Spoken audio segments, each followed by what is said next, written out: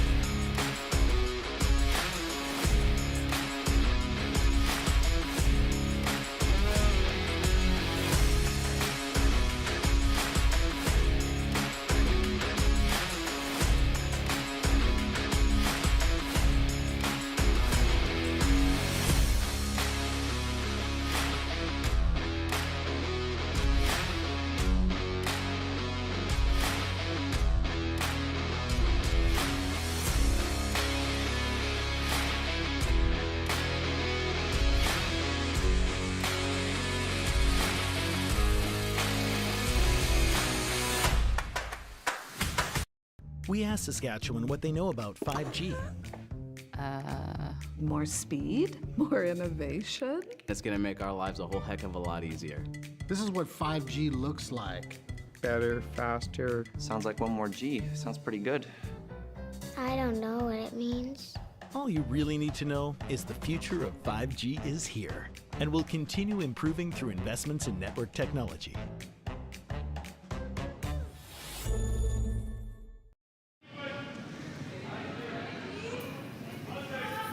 Welcome to Martensville, Saskatchewan, site of the curling stadium, Martensville International. It's playoff Monday and we're into the semifinal round this afternoon.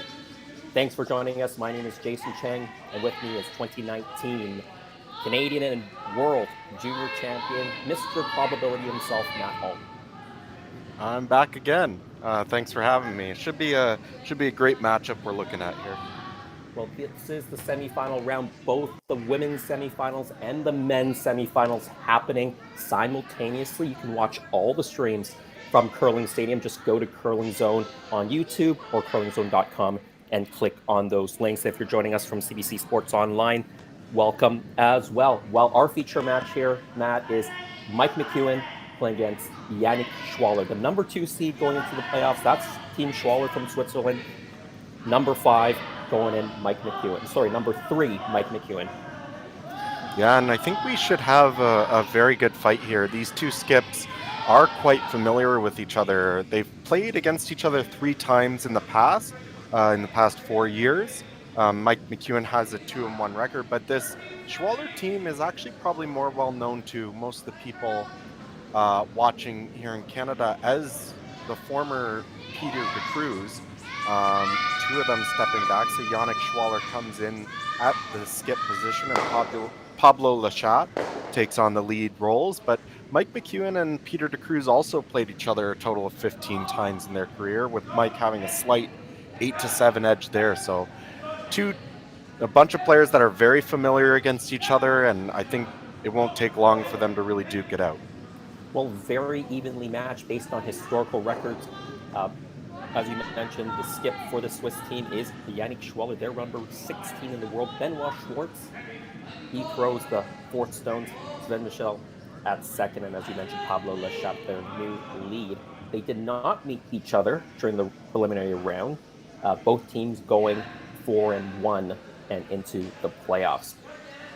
Matt, we have a new look Mike McEwen team this year. We're used to seeing him playing out of Manitoba all these years. He's going to be out of Ontario this season. Yeah, so he's made the jump 1 province east. He's backed up by lead Brent Lang, 2nd Jonathan Butte, and 3rd Ryan Fry. Brent Lang and Ryan Fry both coming over from the Epping squads last year out of Ontario, and Jonathan Butte played with Tanner Horkin last year, and a lot of people at home might know him as from playing with Scott McDonald a few years ago. They were the Ontario champions, represented Ontario at the Brier. Yeah, and as mentioned, both teams, they came through the preliminary round with the 4-1 record, but due to draw shot challenge. Team Schwaller, they have hammer in the first end. Yeah, and I think that's huge. We talk about how important the hammer is. For someone like Colton Flash, who went through the round robin undefeated, he's quite happy because he's going to have the hammer automatically. But for these two teams hoping to sort of fight their way through, you have to try and get that big advantage. It's about a 60 to 65% chance advantage starting with the hammer with two top men's teams. So really important that they got it done, and MacEwan was able to do it. Well, lots of rocks are ready in play, Matt. But just to keep everyone up to date, there are 3 other semifinal matches going on. Colton Flash, he went 5-0, top seed on the men's side, playing against number 5 seed Riku Yanagisawa of Japan. He went through the round robin at 3-2 and actually had to play a quarterfinal match earlier this morning, defeating Steve Laycock 6-4 on the strength of a 4-under in the 6th end. And on the ladies' side, Silvana Tiranzoni playing against Chelsea Carey. Chelsea came through a quarterfinal this morning as well, defeating the local team from Saskatchewan, Nancy Martin, 7-4. She had a big steal of 2 in the 7th that took her home. And Team Eunjigim from Korea playing against Clancy Grandy, now out of BC. And Clancy Grandy, she had a rematch with Jennifer Jones. They played last night in the last preliminary round draw. Jones took that one last night, but earlier this morning, Grandy defeating Jones to make her way into the semifinal. And we just saw a flash here by the MacEwan team. We'll get to that. But as I look over, as you're talking about the different scores, that Silvana team, they must have gotten through practice pretty early pretty quickly, because they're already in the second end. Silvana with a 3-0 lead over Chelsea Carey. Yeah, quick start there for Silvana Tiranzoni. She did go in as the number 1 seed on the ladies' side. No one went undefeated. 4-1 was Tiranzoni, as well as Eunji Kim and Clancy Grandy. Nancy Martin also at 4-1. And Jones and Carey, they snuck in at 3-2, avoided a mess at 2-3 by winning their final preliminary round games last night. Now looking at this game, Schwaller wasting no time capitalizing on the mistake by Mike MacEwan's second, John Buke, on his first stone, slipping just past that rock on the button. Schwaller comes right down, locks another blue stone in there, and it's going to take some work to get that out. Runs it back, jams it straight on, leaves the center guard there.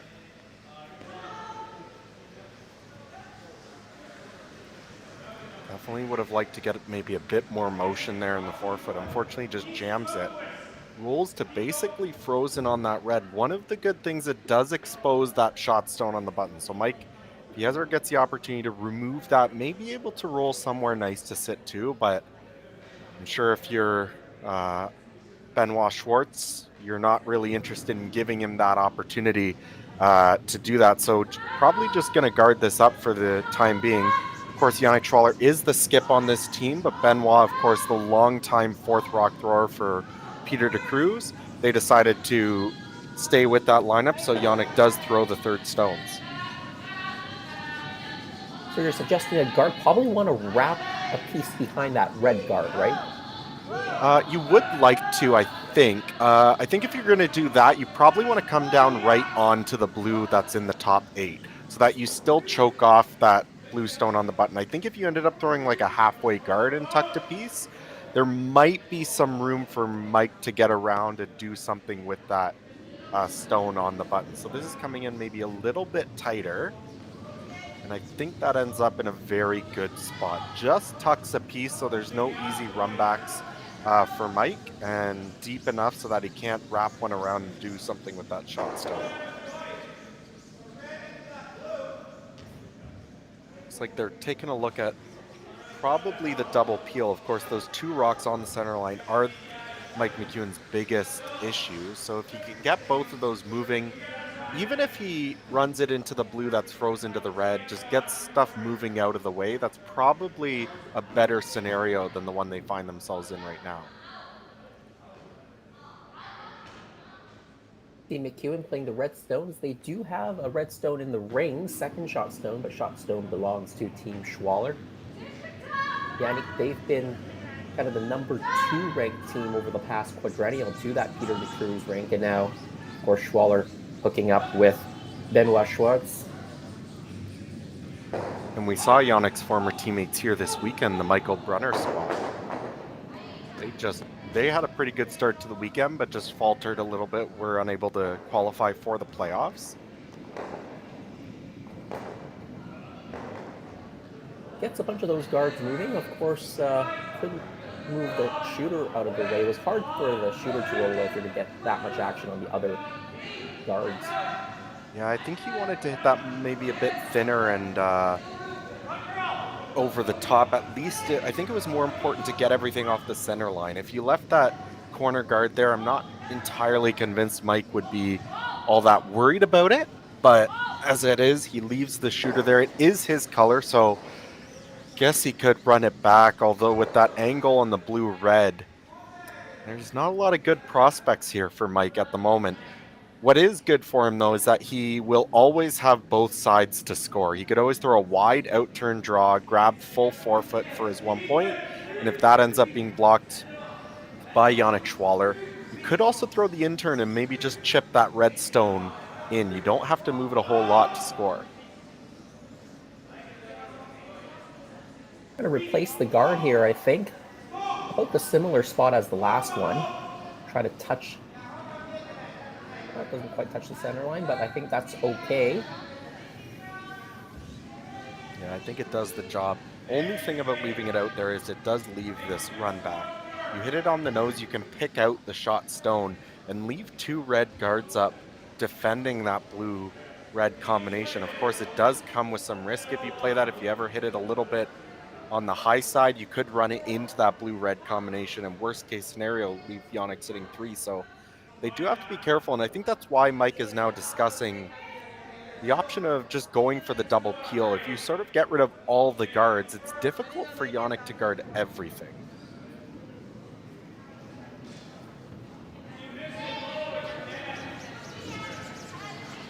Certainly taking their time with this call. I agree with you. It is an important decision here. There is some risk to running this in. I think that's what they're trying to do, though.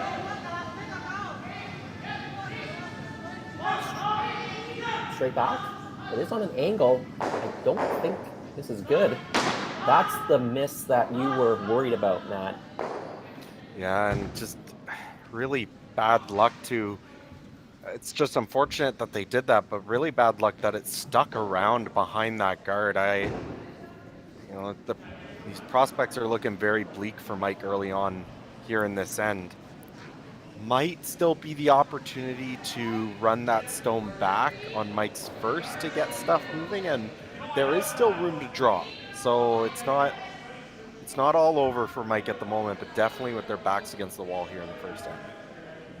Yeah, you can see from that overhead shot, the blue rock about 2/3 into the forefoot, so you can catch a bit more than the forefoot. If nothing else changes in this end, Mike McEwen can still draw for the 1, but would be drawing under a lot of pressure.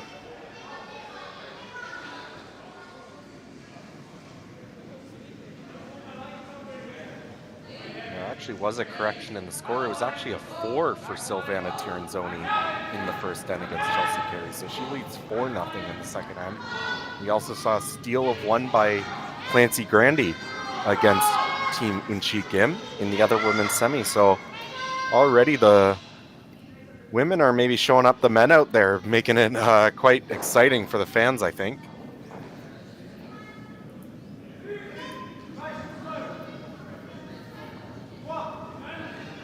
Flash and Yannick was still in the first end with many rocks in play. I think they've decided to play a guard. I think they wanted to just touch the center line. Wrap it a little bit behind that red guard, touching the center line, and that is almost as good as they called it. Yeah, would have liked to see them try and get that maybe another inch to sit in the rings, but honestly, it doesn't really matter. That's something that Mike's going to be able to outdraw, whether they're sitting 3 or 4. It was more important to get that rock in the on the right line, and yeah, just tuck enough that no real easy runbacks here for Mike. I'm sure he'll give it a go, try and get stuff moving to open it up for himself, but it's not easy. He's having a look at whether he can just hit the blue guard into the pile of rocks in the rings. Definitely could. One of the problems with that is that blue, the ones that are frozen both in the 8-foot just to the right of the center line as you look at the overhead, they are slightly angled towards that tight rock that that Benoit Schwartz just threw. So if you do try and throw the run back over the top, I don't see that second blue stone really going anywhere. You probably end up with just 2 blue stones on the center line. Might clip the one top 4 as well. I guess that might be what they're going for. They're hoping that blue-blue combination does contact that last blue stone at the top of the 4-foot, and hopefully they can at least spread everything out and give themselves an opportunity to draw with their last.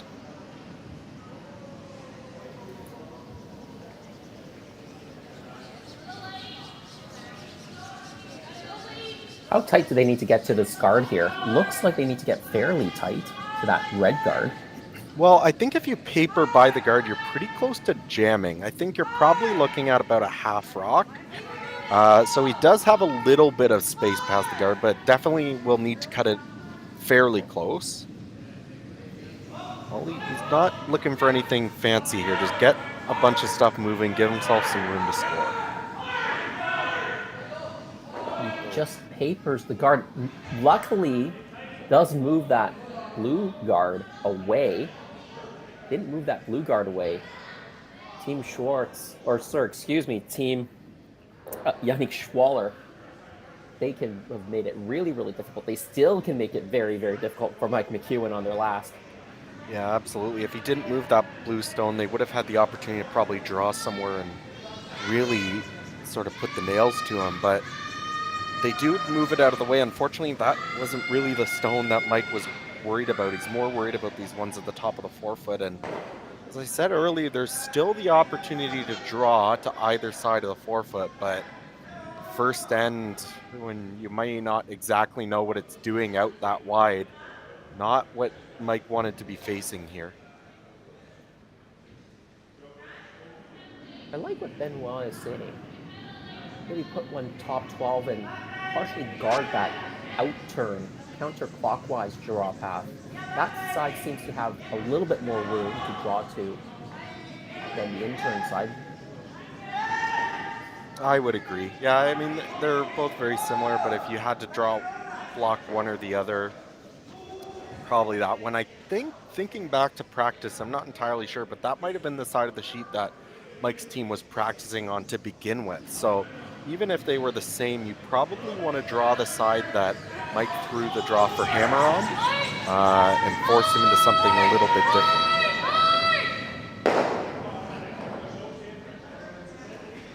Having a lengthy discussion, though, this is an opportunity, and I think they recognize what they might have going here. They want to make sure they get this call right.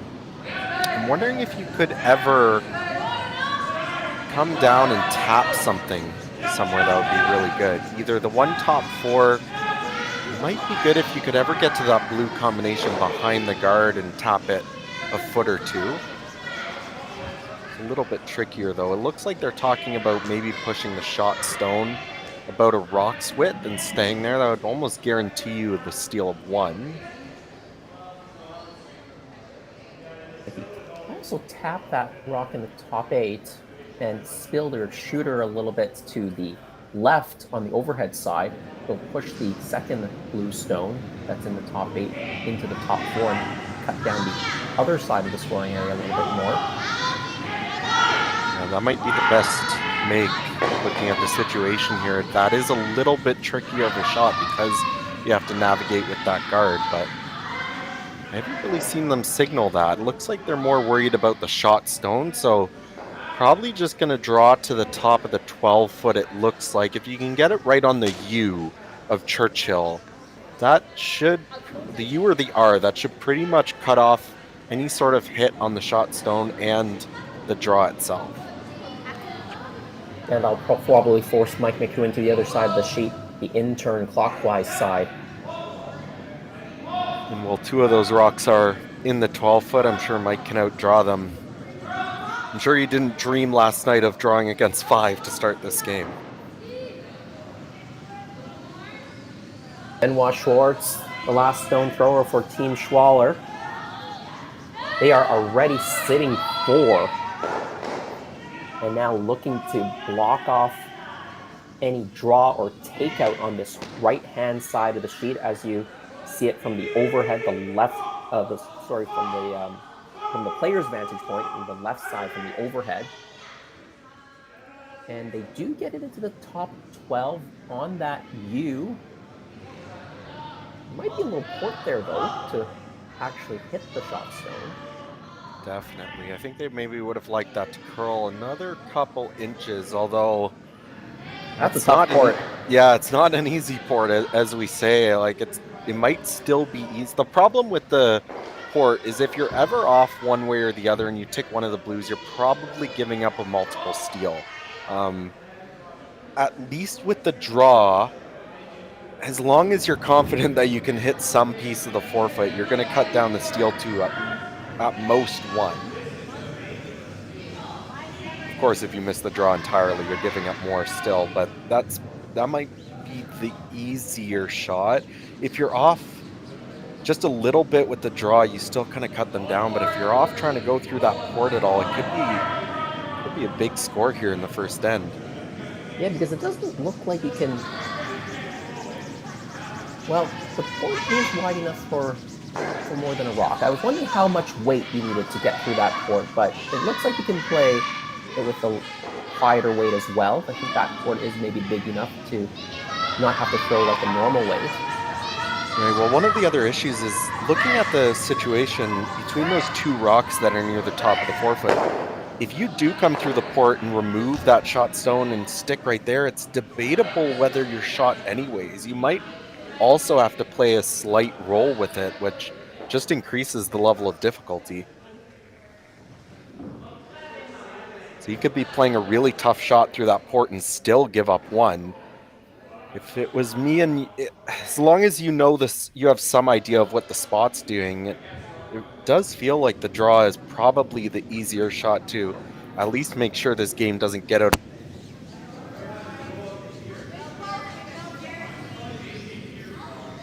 I would tend to agree with you, Matt. I do like the draw here. I think most teams would play the draw, but historically Mike has preferred playing hits. Yeah, for all those years being out of Manitoba, one of those provinces that's always been known for producing very effective hitters, and Mike, of course, being one of a long list of champions who can do that. So definitely feeling a bit more comfortable with playing this port. He's going to take it on. Needs to be very specific with the weight choice, because we've seen before that any excess weight will tend to run a lot straighter and you won't get that kind of curl that you're looking for. So you need to make sure that you throw the right weight for where the broom's coming down. Well, Team McEwen, they are facing 5. They had a long look at this, but Mike McEwen going back to probably his preferred shot, the hit over the draw. It's not an easy one. Has to go through the port. First and final stone could be a big one for Team Schwaller. Can Mike McEwen save it for his team? Mine's looking pretty close so far. Based on the way the sweepers are sweeping, it looks decently close. Through the port, it goes through, taps it, played it pretty quiet. They've rolled away, having a look if they're still second shot. Shot stone still, Schwaller. They're having a look over the second shot stone. It is very close, man. Any guesses? I've already embarrassed myself once or twice this week, but if you're gonna make me choose, I'm gonna say blue. Gonna give it a guess. Well, I actually agree with you, and I think they're going to go for the measuring device here. Well, a wonderful shot nonetheless, whether it's a steal of one or a steal of two. That was loads of pressure and not an easy shot for Mike McEwen in the first end. Yeah, and with that kind of weight choice, I'm just a bit surprised. I mean, I don't mean to question Mike's shot calling ability. He's obviously done a lot more than me in his career, but I'm just a bit surprised, if they were sweeping it for straight. So if that's the best that you could have gotten out of that shot was like a steal of one or for sure, or possibly a steal of two, I'm just surprised that he didn't go for the draw. And it could be one of those things that they just haven't thrown that spot all weekend. They just didn't know what it was going to do, but we'll see here as they measure the stone what the outcome ends up being. Ryan Fry taking the reins of the measuring device. They'll have to do this themselves without officials. Now they've swung it across to the red stone. And are they going to tell us? I think it was blue, but so we'll wait for confirmation. We think it's to blue for Team Schwaller. We'll come back in a second and confirm that scoreline.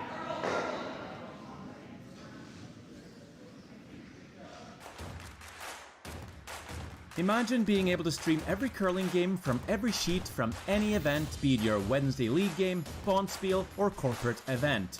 Curling Stadium offers an all-inclusive streaming solution featuring high-quality cameras, ease of use, great reliability, and minimal installation. Offering your sponsors customizable ad space on your streamed curling games and being able to sell video packages to your corporate events for increased revenue. With Curling Stadium, you can stream to any device, be it your mobile phone, tablet, or computer. Push the feed to your desired platform, be it Facebook, YouTube, or any other social media. Curling Stadium is simply the way forward. Where it's commonplace in other sports to televise every game, we want to do the same. Curling is a global sport, and it's time it gets the coverage it needs. Make your curling club the next Curling Stadium. Welcome back to Curling Stadium, Martensville. What a first end for Team Schwaller. They open with a steal of two. It could have been even more, but Mike McEwen makes an end-saving, perhaps a game-saving shot to limit the damage to two. If you're just joining us, my name is Jason Chang. With me is 2019 Canadian World Junior Champion Matt Hall. We're bringing you the action from the ice here device. This is one of the 4 semifinals out there. We've got the other men's semifinal and the 2 women's semifinals. All can be streamed from curlingzone.com and on the Curling Zone YouTube channel. We talked about the international flavor of this event. On both the men's and women's side, 2 international teams making it into the semifinals. We have Team Schwaller on our feature sheet here, but from Japan, Riku Yanasagawa playing against Colton Flash.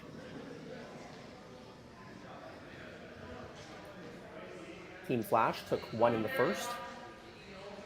1-0 lead for them, playing the second as well. And the other Swiss team, Silvana Tiranzoni on the ladies' side, they took 4 in the first, but Team Carey, they've come back with 2 in the second, so it's 4-2 after 2 ends of play.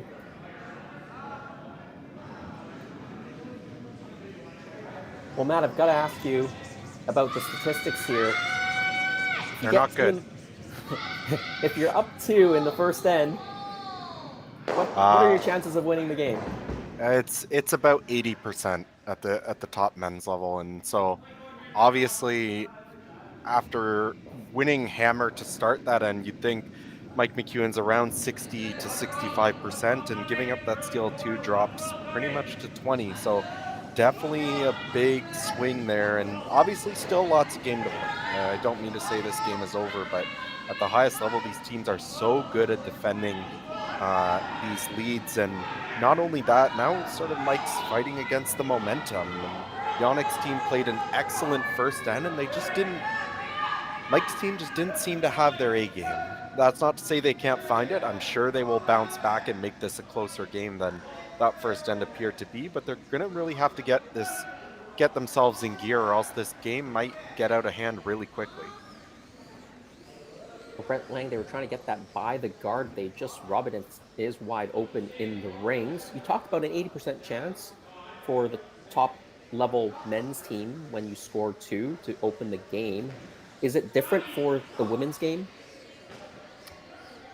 It is a little bit different, so it's slightly smaller. It's about a 75% chance for the women. Generally, the women's stats tend to skew a bit more towards the 50-50 split in most situations, but obviously, especially at the highest level, the differences aren't really that big. It's usually around like an 80% to a 76% kind of thing. Now, we talked about the shot selection in that last rock last time from Mike McEwen. It didn't even look like it was possible for him to score playing that shot as things moved and rolled away. His shooter rolled away. Maybe it wasn't even possible for him to just give up 1 based on how far that shooter rolled, giving up 2 where it did, right? So if you had drawn and just given up 1 to Schwaller, how would the percentages and win percentages change if Schwaller only took 1 in first? You're down to just around maybe 40%, maybe a bit better than 40%. So still would be a big swing from the 65 that maybe he started the game with, but definitely something that, it's still a game and you're still sort of battling it out. That extra point is absolutely huge. And what I was really surprised with was based on the sweeping that they were taking, it didn't seem like they were necessarily worried about that rock. It kind of seemed like it was doing exactly what they were planning for. Only end up pushing the rock about a foot and end up giving up the steal of 2 anyways. So I didn't mind that call if you were certain that you were only going to give up the steal of 1, but whether it was just a misjudge on the speed or whatever it is, he ends up just rolling that little bit too far. And I mean, we're picking hairs here. Like, he was a 1/4 inch probably from sticking around and at least only giving up the steal of 1. So we don't mean to harp on him or anything like that, but it just ended up on the wrong side of that inch and finds himself in a much tougher scenario here. Well, I am backed up by Mr. Probability, so maybe we can split hairs today. I'm sure we'll definitely be doing a bit more of that. But looking at how this end is shaping up now, Mike's team was able to sort of get a couple blue rocks moving, and Yannick's team ends up hitting and just rolling out with their own stones. So now the free opportunity to try and sink a rock around this guard and set up a possible 2 score to tie up the game here. Obviously still plenty of rocks to come, but looking like a pretty good setup for Mike. Yeah, opportunity to make use of this corner guard without a center guard in play. Wraps it around, very nicely done. You see a piece on the outside. One of the problems you do have to be careful with, and it's a bit easier because that guard isn't quite as tight. If you ever were a little bit tight and you chip that guard, depending on the weight that you end up throwing, if you chip it too much, it's going towards the rings. That's the only thing that you would be worried about with this shot. So, especially going out wide to a spot that nobody knows, wouldn't be surprised. And yeah, it looks like they've decided against it. They're just gonna probably play the run back. One of the great things about this is if you make it really good and you run this guard over the face of the other stone, you're rolling to the center, and if you ever get a little lucky, you could roll in front of your own rock over there, and that sets up a guard for yourself.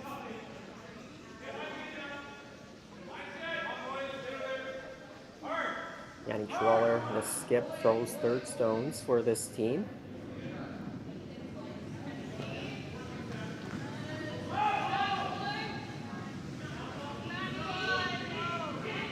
They are taking a run at the red Brett. They make it. They do leave the corner guard though, but really nice shot, gets the one out of the rings. Mike, if he's going around the guard now, they're going around the blue guard.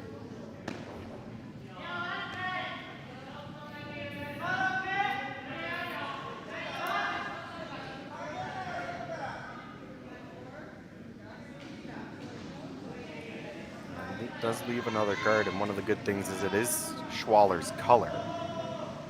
meaning if they do have to play the run back again, you're always a little bit more comfortable running back your own stones.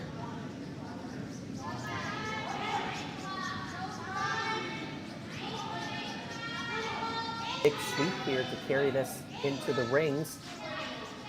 To get it by the guard. Now probably want to stop sweeping so it doesn't overcurl too much. And this one's slipping a little bit further, so this is one where they might now look at making the play on the rock in the rings. Is still pretty close to the guard though, so would need to play it pretty tight to the guard, I think, to stick around. But unlike the last opportunity, there's no risk of chipping an opponent guard into the rings. If you chip it, you're chipping your own stone. Exactly, and it looks like they've just decided to throw peel weight and just pick it out. I think this is maybe just a sign of, you're just maybe going out into a spot that you're not 100% sure of. You don't know what the speed will be like out that wide to really take on a finesse shot. So just going to pick it out, and Mike will probably have the opportunity to draw around the guard again. But in that case, depending on where he puts it, you'll have the same run back, maybe the same pick. You could follow him down and freeze. You're going to have some options here. So you're probably not too worried if you're the Schwaller team.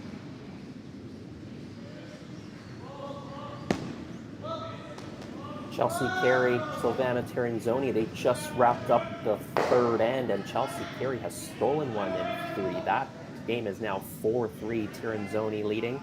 Remember, Silvana Tirinzoni, they opened with a 4 in the first end. And over on the Grandy side, they steal 3 in the second end. So they're up 4-0 on Team Gim. Gim, remember, got the bye to the semifinal by virtue of their better draw to the button ranking. Yeah, all those 3 teams, Tirinzoni, Gim, and Grandy finishing the round robin at 4-1, so those draw shots deciding who was the number 1 and number 2 seed. And of course, if you were number 1, number 2 with the bye to the semi, you didn't have to play this morning. You're probably a little bit fresher as well. Well, it's that age-old argument, right? Do you want that? Maybe you are well relaxed, probably got a nice night of sleep, but that other team gets the chance to sort of have an entire game of practice this morning so they know what the sheet is going to be doing. And one of the things that we saw when I was on the call with Sean for the Grandy Jones game this morning is that the ice seemed to be a little bit straighter. Whether that was just the rocks not being quite as sharp as maybe they started during the weekend, or something about the weather outside, who knows, but we just didn't quite see as much big finish as we were used to seeing all weekend. And here we see Benoit Schwartz under curling a little bit, so something to keep an eye on. We might be seeing a little bit less curl, and for those teams that sort of had the morning off, might be something to keep an eye on if they're able to adjust quickly. With the format of the way it is with a preliminary round or a fixed number of game preliminary round, none of the teams have a super long break in between games. I know in a triple knockout, if you go through win and into the quarterfinals, you sometimes have a day and a half to wait before you play your quarterfinal game. That can be really, really tough. Absolutely, and I was watching sort of the schedule as we went through the weekend. It was always really interesting. There were definitely some times where I'm not sure if anybody got an entire day off, but there certainly maybe seemed to be the odd time where you wouldn't play at all until the last draw of the day, and then some other time you might play back-to-back draws. So I think everybody sort of got a little mix of rest and back-to-back games and things like that they had to deal with, but certainly nice that there's nobody who's, in a triple knockout, like you said, if you win through the A side, sometimes you have an entire day and a half, 2 days off before the quarterfinals, and that can be something that's tricky to deal with as well. So looking here, the opportunity for Mike to sit 2. He was originally calling a hit and roll to do that. I think that is still the call. You definitely want to roll to the far side, other side of the sheet. You don't want to group up these red stones too much.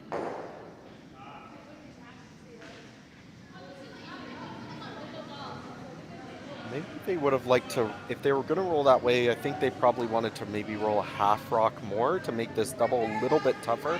As it is still fairly thin. This is not easy by any means, but by leaving it there does give Benoit Schwartz the opportunity to escape this end with most likely a blank.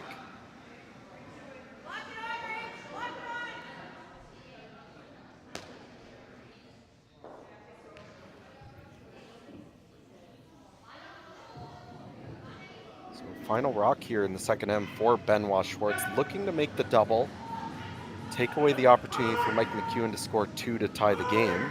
On it You early, mentioned it is thin. They get the contact. Everything spins out. So this will be a fairly routine blank for Mike McEwen. Had a chance to score 2 there if he had made a better roll off his first hit and roll. He was definitely on. It definitely looked like the call was to roll towards the other redstone. I think they just wanted to maybe roll another half rock or so to make that double super thin. Unfortunately, just isn't able to execute it as well as they would have liked, but they're still walking away with a blank, and I think they'll take the blank over the force any day of the week. So Brent Lang taking a bit of a break.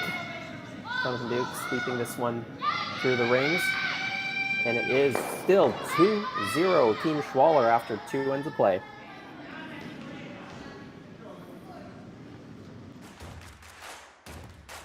Imagine being able to stream every curling game from every sheet from any event, be it your Wednesday league game, Bonspiel, or corporate event.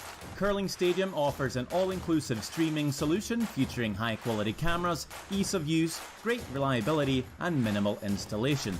Offering your sponsors customizable ad space on your streamed curling games and being able to sell video packages to your corporate events for increased revenue.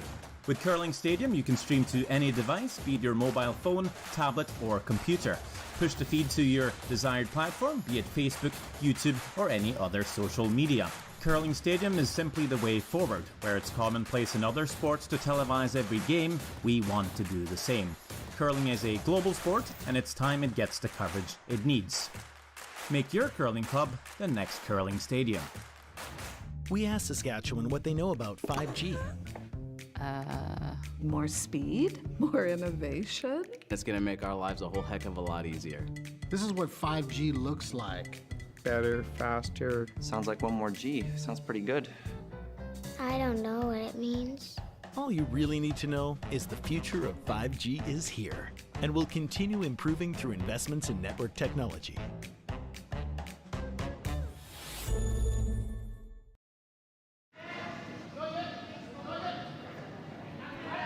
A blank in the second end means Team McEwen retains the hammer. As we start the third, Team Schwaller, that steal of 2 in the first. That's why they lead 2-0. We talk a lot about even ends and odd ends, and Mike McEwen, they blank an even end, but when it didn't set up at the end, obviously, the blank was the better option rather than taking one. Yeah, I think the discussion between odd ends and even ends, I think statistically speaking, it does show itself this early in the game, but the advantage of scoring versus the odd and the even ends versus in the second and third end is very slight. Usually you can expect there to be some kind of blank somewhere along the way after that anyways, so it ends up being very small.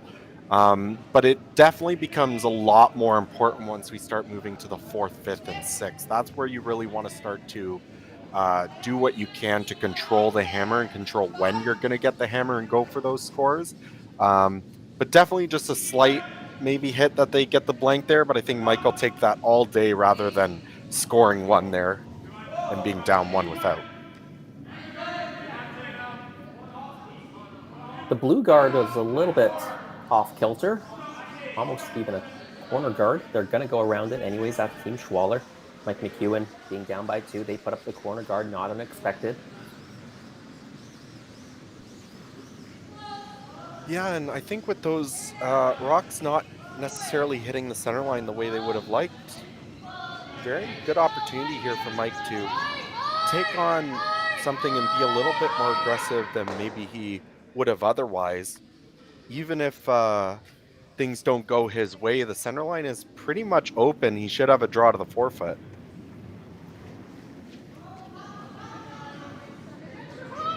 So asking Brent. He should have a sorry, Matt. He should have a draw to the forefoot, but didn't want to take it in the first end. No, and so he hasn't really had the opportunity to throw a draw yet, other than that small tap, I guess, was just sort of a heavy draw. But asking Brent Lang just to try and lock down a stone onto the corner of this blue rock. Doesn't want to roll off, though. This looks maybe a touch heavy. I think they got enough curl that it's still mostly buried behind the guard, so pretty good.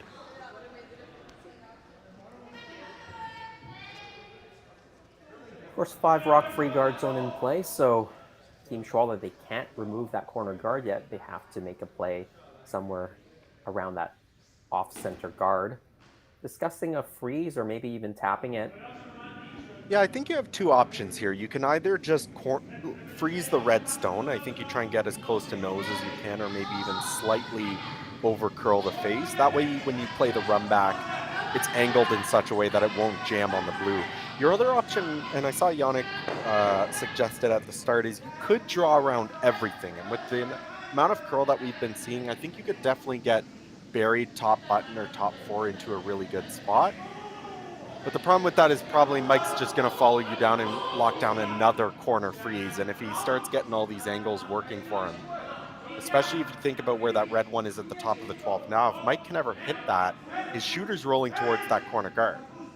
So he definitely likes the way the angles are setting up here if you're Mike. And so Yannick is instead going to opt to try and freeze to this red one. Does a fairly good job, doesn't quite get the amount of curl that he was looking at, but it's still angled in a way where that red should go if you throw any weight at it.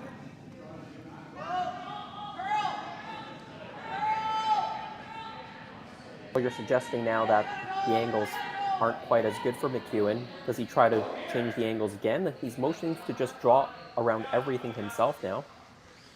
Well, you have a couple options here. That blue rock is the shot stone, but it should be accessible eventually if you want to play it.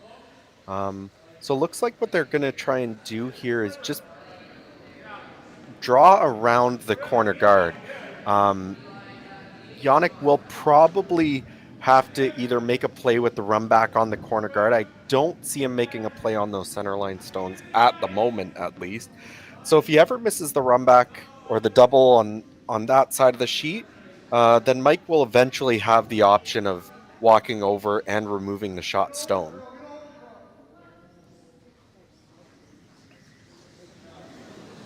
This one looks really nice. That's pretty darn buried. You're pretty happy with that result if you're Mike. Keeps it high enough above the tee line that there's really no issue at all with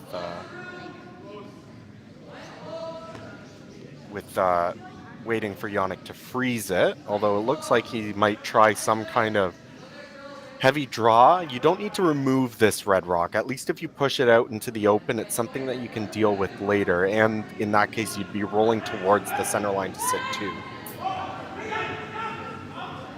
Even if you touch the guard, your shooter's probably going to roll into a good spot for yourself.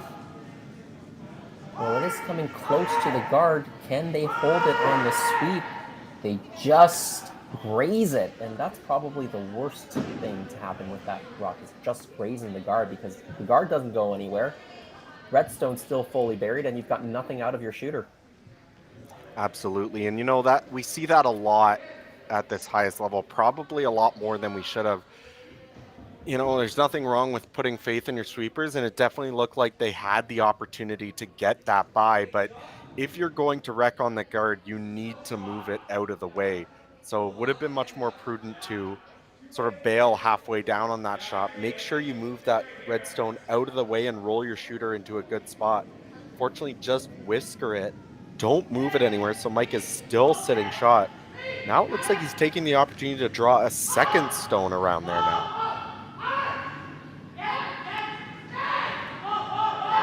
Yeah, I think Mike is actually sitting second and third. I think that blue stone from Schwaller still shot stone, but it is accessible right now. Yeah, yes, and that's what I mean. He's going to draw around. He knows he's not going to be shot, but he knows he can access that blue stone at any point. Actually, I thought he might do it now, and he did sort of suggest the idea, I think, to start, but this is also a great call. If you can get in there and sit 2, 3, 4, now if you ever get the opportunity to take out that blue one, you're looking at a big score. That is what they do. They are sitting 2, 3, 4, Team McEwen throwing red stones. That Schwaller stone looking more and more lonely. That shot stone that's just fully 8 foot, slightly exposed on that left-hand side of the sheet behind that off-center guard.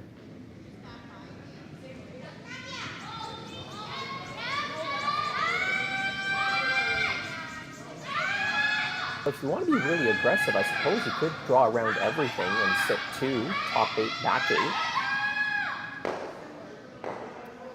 Absolutely. Only issue with that kind of thing is if you ever go a little bit too deep, of course, Mike can access that blue shot stone right now. You don't want to put it into a spot where he can just make the double regardless. And you know that if you play this run back or try to make some rocks fly here, if you don't make the run back, you at least move out of the way. Then even if Mike makes that hit, there's probably some easy doubles sitting around somewhere. And with a 2-point lead, I think you're okay with giving up 2 given the situation that you're in right now. Yannick Schwaller, he's looking for the run back. He might even get all of them to go away at the right angle. I think he's going to jam it though. Redstone jams. The other one rolls to the side of the 8 foot. Now Mike McEwen is shot stone. Oh, but you know, almost deceptively good with the result there. Interestingly enough, that red one that was rolling across the rings, if that rolls a rock or 2 less, then Mike wouldn't have the opportunity to get this blue stone out. It actually rolled about a rock far enough that Mike can now hit this out, and if it had rolled a little bit less, yes, he'd still be shot, but the opportunity for a big end wouldn't be maybe as prevalent. Now as it is, it might be there to sit 4. You might be able to remove that blue stone, and if you can get enough of it to keep your shooter around, you would be sitting 4. Granted, with still a couple guards that Yannick could save the end by going around. In curling, it's always a little bit of a cat and mouse game, or when you go for it, right? And this is the moment where they're thinking about, do I need to make a play on that blue stone now? If I wait one more, is it too late, or is this the right moment? I think if you go too early, it gives the other team more opportunities to make doubles or triples and kind of get out of the end. If you go too late, you might not be able to score your multiple score that you're hoping for. Yeah, I think if you're going to make a move, you kind of have to do it now. Anything else that I see, any sort of draw, there's nowhere that you can really draw, because if you try and draw around, then Yannick might be able to access that blue stone as maybe a small tap or a run back. If you try to draw maybe around that blue guard, you might not ever get another opportunity to play this shot. So I think if you're going to do it, do something. Not that you necessarily have to access that blue stone to sit for, but if you're going to do something around those rocks around the center line, you kind of have to do it now.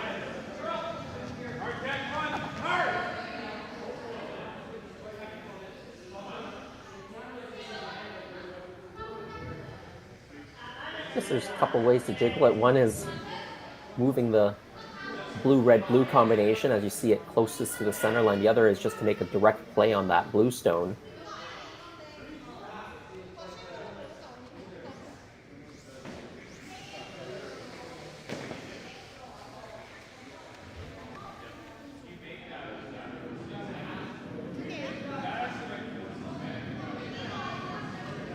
The sense I'm getting is if you make a direct play on the blue stone and just push it out, where you leave the shooter, you might leave a double, and the blue would roll behind that off-center blue guard. Definitely a possibility. One of the things about playing this rock at the top of the 12 is if you ever think you can get to nose with a lot of weight, it probably just goes off the red top 8 into the other one over on the side. You would be able to get rid of that blue stone that's in the 8 foot, but that other one isn't really going anywhere. So I thought they might just play the direct hit on the one. And yes, you would likely leave a double somewhere, but if Yannick doesn't make it perfect to roll behind, then he's flirting with giving up a big end. So looks like they've actually decided to play one more draw around this corner guard and set themselves up. There's a bit of an argument that you might not ever get another chance to play that blue one if you do this, but certainly possible that you will, and this sort of puts a lot of pressure on the Schwaller team to execute their next few shots, or else they're going to give a free opportunity for Mike to sit a bundle. See, McEwen, they've played this shot the last couple of rocks, so they should know the speed and the line. As long as they haven't forgotten, because they had a pretty long discussion about moving that blue stone.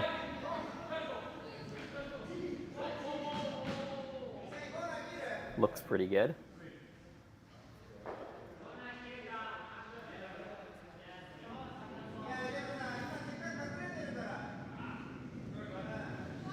Well, first thing that Yannick motioned was draw around everything. Now saying maybe you can play a hit and roll behind everything. Well, you know, Jason, I just took a look over at my other screen, and I was wondering why I had 2 Grandy Gim games showing, and well, the reason is that Tirinzoni game is over. Looks like Tirinzoni came up with a score of possibly 5 in the 4th end to take a 9-3 win against Chelsea Carey and move herself into the championship final. Wow. Thanks for that update, Tirinzoni. They jumped out to a 4-0 lead. Carey got 2, stole 1 back, and was threatening to throw your whole stats book out the window, but Team Tirinzoni, well, the favorite after one end, a heavy favorite after one end if you're up by 4, holds on and actually takes it pretty easily. And actually, I'm just took a look over at the official score. There must have been a rock I didn't see. It was actually a score of 6. So it's a 10-3 final for Silvana. Wins in 4 ends, and they have a nice long break before going out for the final.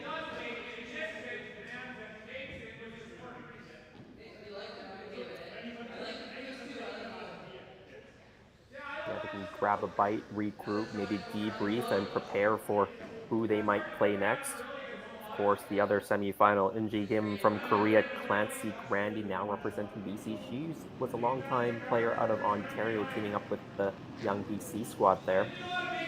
Absolutely. I believe actually a Grand Slam champion, if I remember correctly, playing with Ali Flaxey a few years ago. So definitely plenty of experience herself. And she's off to a 5-0 lead over Gim.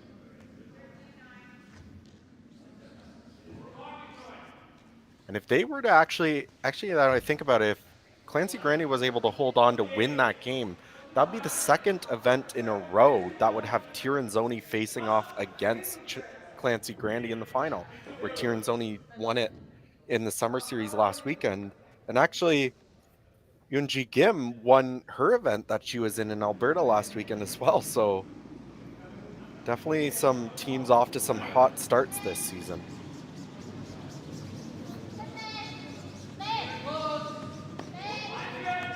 Well, based on where they put the broom, I believe they're playing a hit on that rock behind the corner guard and trying to roll it behind the pack of stones, just off center on the left-hand side of the center from the thrower perspective. I think so. I'm trying to remove one of those reds, and I'd like to roll at least 4 or 5 feet to get around, but there's a lot of reds sitting around. If you don't come up with something good here, you could be in some trouble. Yannick Schwaller, they're up by 2, under a little bit of pressure in this end, sweeping it hard. It's going to be very close. The roll, will it go far enough? Yes, it does. It has a bit of real estate to hit here because there are so many rocks there. It will stop. Having a quick look, who shot stone? Red is still shot stone, it looks like, but blue now 2nd and 3rd. That will make them a little bit more comfortable as this end progresses into the last couple of stones. Still 4 red stones in the rings. but no obvious double on the blue stones right now. No, not that I see. You could remove one of them. One of the problems, so if you remove that blue stone that's in the top of the 8, but you roll somewhere, you're probably going to sit 1, 3, 4, 5, but you're exposing that red stone where Yannick might be able to hit in off of it, or he could just ignore it entirely and draw around everything into the 4-foot. And if you remove that blue stone from the top of the 8, you don't really have any way of accessing it. I don't really see a viable option where you're going to be able to get rid of both of those blue stones, and Yannick's not just going to throw another one in there. So best option here might just be to try and draw around yourself, bite the top of the 4-foot, and sit shot, sit 2. Yeah, sitting 2. They do that. I think they're going to take some time here to try and find if there is any way to bring those other red ones into play. I'm not really seeing it, but so I think if it was me, I'd probably just be trying to draw somewhere and sit 2 and go for your 2 that way. And if you do end up drawing around everything to the top of the 4-foot, you sit 2. What is Yannick going to do? He probably has to play some kind of tap on the blue stone, maybe pick out the red. But if he's not careful, you still might have a shot for 3.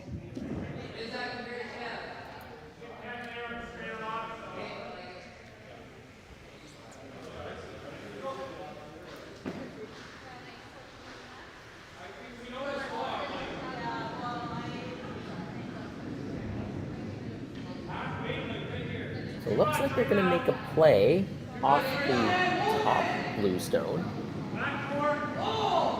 And I think they're hoping that that blue stone that's in the top 8 will squirt sideways and leave red maybe sitting 2 after the situation. I don't know if that... Do you think that red in the top 8 will squirt in far enough to sit second or shot rock after this situation? Well, I think it depends. Depends what weight you're throwing. Any sort of real hit weight here, I think that red will just go out the back. But this is a little bit wide. They need to curl a ton to get anything. They don't get anything, and now Team Schwaller feeling a little bit more comfortable. They first looked at picking the red stone. You have to be careful not to pick out the blue stone if you do that. I would probably not play that myself. Definitely something these guys are capable of, but I think there might be some better options here. Like I said, we've seen enough curl. If you could ever slip a draw in there, it's going to be very difficult to get rid of for Mike. Of course, then you're risking giving up the multiple score. If you ever do make that pick, it's pretty much a guaranteed force. That looks like what they've decided to do. Well, that's a man of confidence. I would be very scared to pick out my own blue stone doing this. But my name isn't Benoit Schwartz, so... It's not usual that these guys are a whole rock off of the line they want to be. So I would expect them to be a little close.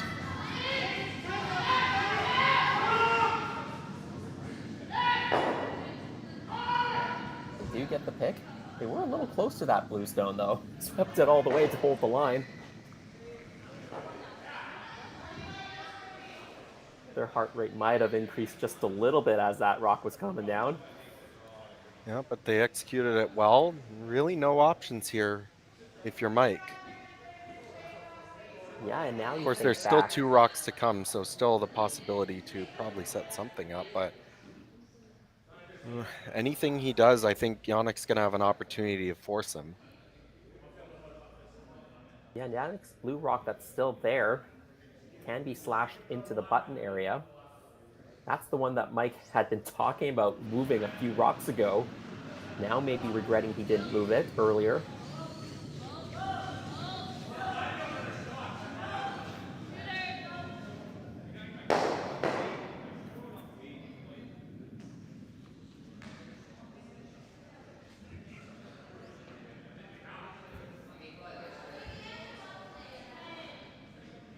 Looks like he wants to play a hit. Blue onto red. onto that blue stone. Once again, you were saying, can you actually keep that red stone around in the rings? Because if it just flies out the back, I'm not sure it helps you all that much. No, you have to be very careful with the weight selection here. I almost thought even the weight they chose on the last one might have been a bit too much. I mean, that red is angled to the blue, so it's going to take off a fairly decent amount of speed. To be honest, I'm not entirely sure what the goal of... I guess it would remove the blue from the 8-foot, and if Yannick ever missed, you'd be able to hit that back blue, probably just for 2. But I don't think you're ever getting rid of the stone top 12. It's probably just going to jam behind the guard. So we'll see. There's the contact. The red spills onto the button. The blue spreads out a bit. So it is McEwen with shot stone now. It is protected. There is a straight back double. And if he makes it, it's good. Good luck trying to find a way to get in there. He might have to go wide with the in-turn and hit and roll in off that stone top right 8-foot. Yeah, with the angle, it is a nose double. You make that, you're sitting 3, and you've cut off all the draw paths pretty much.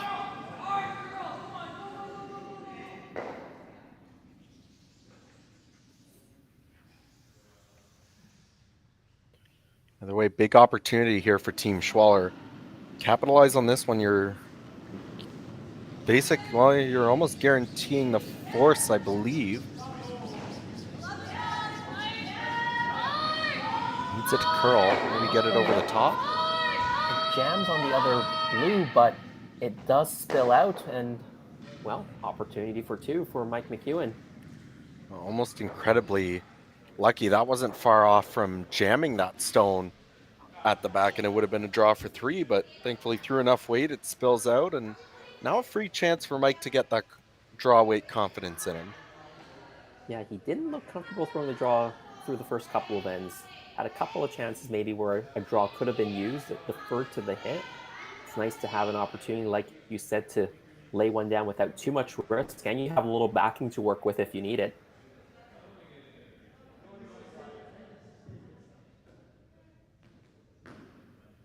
Well, this end had a potential for more than 2, but I think Team McEwen, they'll be happy tying this game up after 3 ends if this shot is made. Absolutely. Especially after, with how they've been playing, there's been some uncharacteristic misses from the McEwen squad. Thinking back to that flash by Fry in this end, giving up that steal of 2 in the first. I think, all things considered, having a tie game after 3 ends, they might just take a deep breath and roll along with it.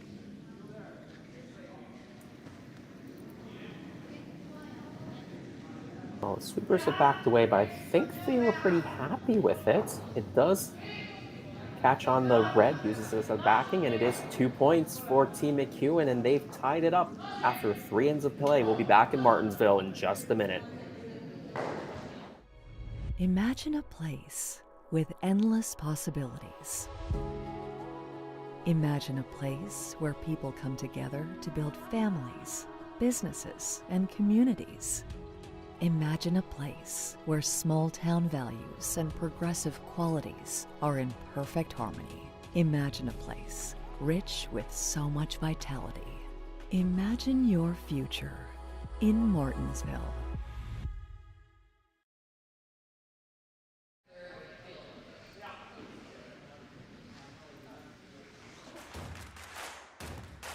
Imagine being able to stream every curling game from every sheet from any event, be it your Wednesday league game, bonspiel, or corporate event. Curling Stadium offers an all-inclusive streaming solution featuring high-quality cameras, ease of use, great reliability, and minimal installation. Offering your sponsors customizable ad space on your streamed curling games and being able to sell video packages to your corporate events for increased revenue. With Curling Stadium, you can stream to any device, be it your mobile phone, tablet, or computer. Push the feed to your desired platform, be it Facebook, YouTube, or any other social media. Curling Stadium is simply the way forward. Where it's commonplace in other sports to televise every game, we want to do the same. Curling is a global sport, and it's time it gets the coverage it needs. Make your curling club the next Curling Stadium.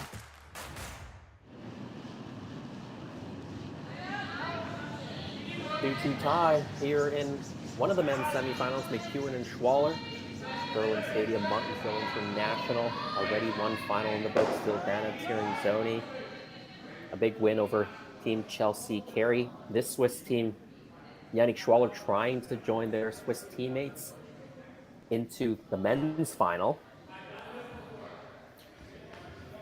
Absolutely, and I was just in the break looking back at how these teams got here. Of course, we already said finished the round robin with 4-1 records. Interestingly, both lost to the exact same team. Off the top of your head, you know what that team was? Oh, you've stumped me. It was the Japanese team, Team Yanagasawa, who has actually opened up a 3-1 lead on Colton Flash in their semifinal. So possible it could... is that a possible omen if Yanagasawa can hold on to go to the final? Regardless, he'll face a team that he's already beaten. Well, he's halfway there right now, and if you are watching from Korea, you might be watching our Korean language feed, or if you don't know about it, you can go onto the Korean language feed as well. So if you're a Korean native or Korean speaker and watching our game today, 안녕하세요. Good afternoon.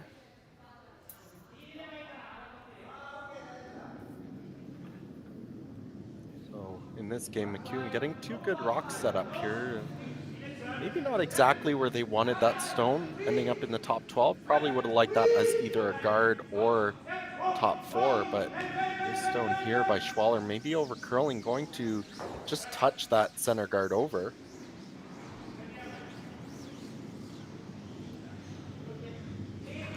Not a bad result, actually. Moves it over to another corner guard, something they can use later. You're going to see Mike continue to guard this for a little bit.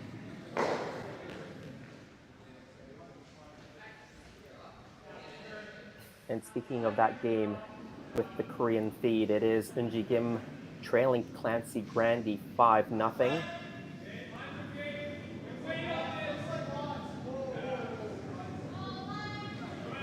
They're also in the fourth end, and Grandy again putting a lot of pressure on Team Gim in the fourth, but not unexpected. Team Gim needs to take a lot of chances now, down 5-0 in the fourth to try to score a few points, get back into this game.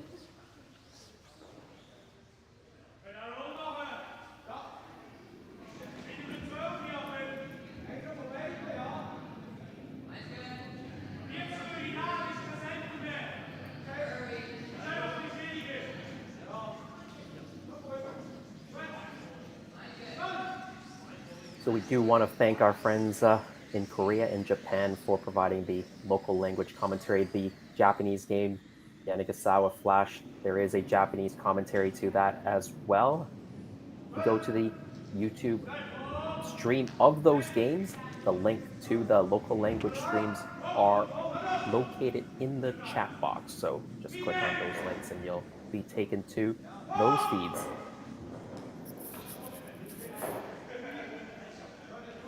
I think that's fantastic, and I think our producers are always looking for extra options for that. I saw somebody in one of the streams asking if there was a German broadcast, so I think that's something they might be looking forward to possibly figuring out how to do in the future. I have to start working on our German, Matt. Could be us doing it. Just need to know a few words, right? Hit, yeah. Draw, hack, hit. I'm sure. Give me a couple weeks. Maybe we'll see how that ends up going.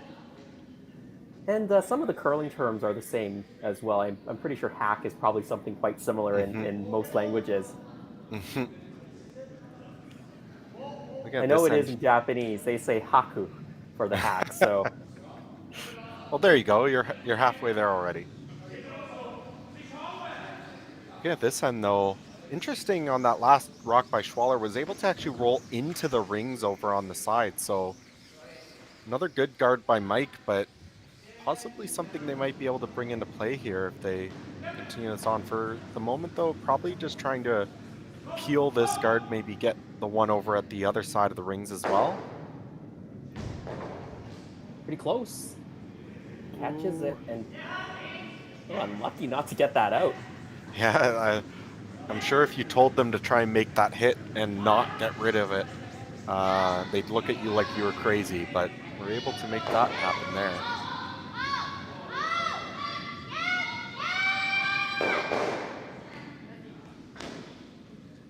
Well, a couple of corner guards in play on either side of the sheet. 2 McEwen Stones in the top 12 and the back of the 12. So, you know, one of the things that's sneakily good about that, though, is look where he moved that stone. Moved it directly behind that corner guard. So if Mike just tried to guard that top 12 rock like he's been doing, then Yannick will just go around that corner, freeze to the red, and sit shot that way and try and set up his deuce. So maybe a bit of a lucky break there if you're Yannick Schwaller, but as for the time being, Mike's going to try and make a little bit of a tap on this stone at the top of the 12 foot to try and keep that from happening.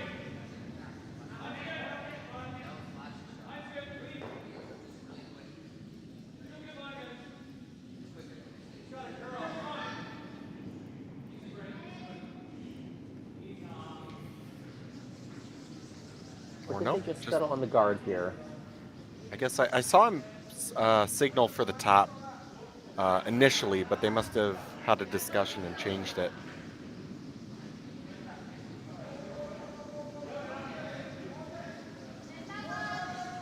And they're going to go right directly back to this run back pick. This also works too if you are able to get rid of that stone out from behind that corner guard. It leaves just one red stone in the rings, and Mike has to be careful. If he ever leaves a double, then you're bringing that other blue into play. I guess I like this. I thought we might see Yannick try and freeze around that corner, but trying to do it this way, you always keep the opportunity for possibly a blank alive. Yeah, you mentioned that blue. There is a biter, if you can see it on the overhead, right side of about the 2 o'clock, 2:30 position. Very close. Drives it through the ring, through the hole, sorry.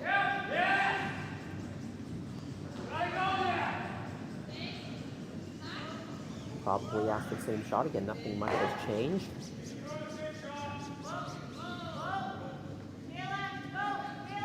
Although at some point you might see Team Schwaller switch gears, right? They might just decide we're going to go around the center situation. Absolutely. At some point, this strategy, if you keep missing it, it's not going to work eventually. So it's up to them to decide, is it more likely for them to try and get their 2? And I think we might be there now by playing something else. Depends on where this stone goes, though. Comes a little bit tighter, and I think they're going to take a long look at this. If you make the nose hit double, does that other red stone come close to the triple? Is the triple there? Maybe, but does the first red stone jam on that side blue stone?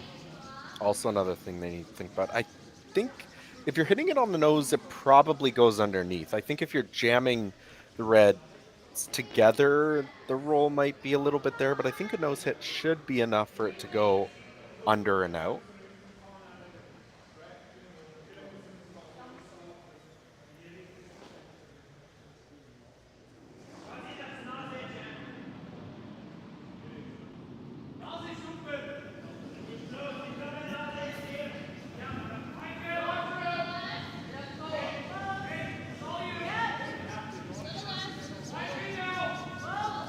Just joining us, this is a semifinal game. All of the games on the ice are semifinal games. Curling Stadium, Martensville. My name is Jason Chang. Matt Hall with me, 2019 Canadian World Junior Champion. Second for Tyler Tardy that year. McEwen and Schwaller deadlocked at 2, playing the fourth end. An attempt at the triple. They make contact with all the stones, but does jam the red stone on the back red. Gets rid of 2 of them, though, and rolls to sort of guard that other blue rock. Now, Mike can pretty much put something anywhere in the rings, and going to be unlikely that they'll leave a double, but a little bit of a silver lining there. Colton Flash was able to score 1 in that previous end, so Team Yanagasawa holds a 3-2 lead with the hammer in the 5th end of their semifinal. Remember, Colton Flash, they went through the preliminary round as the number 1 seed, 5-0, the only team to be 5-0 on either the women's or the men's draw. Riku Yanagisawa, they went through a quarterfinal game earlier, defeating Steve Laycock. They were 3-2 and the last team in on the men's side, but they're in the semifinal and they have a lead here in their match. They're through 4, 3-2, Yanagisawa.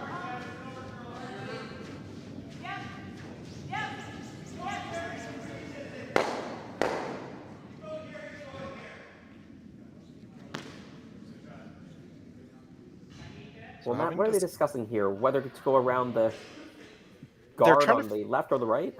Right, yeah, they're trying to figure out exactly where the best place to go is, and Mike's going to come down and have another discussion about it. I mean, intuition would tell you that probably going around the blue might be better because you're getting so much separation with the stones. I see what he might be worried about. If you go around that blue top of the rings, you might leave a short run back for the Schwaller team, and if he ever hits it perfect, he gets 2 blue stones in the rings. If he gets it really good, you make the run back, can get your shooter rolling over towards that other red stone. So I think he's just worried about possibly leaving the run back and maybe letting Schwaller set something up, and I think that's why he initially talked about drawing around the red rock. If he puts that in a good spot, there's really no good run back for Yannick. He could try to play the triple, but that's obviously really tough. So I think after discussing it, they've decided to stick with the original call to go around the red stone, but we'll see here when he sets up what turn he decides to go with.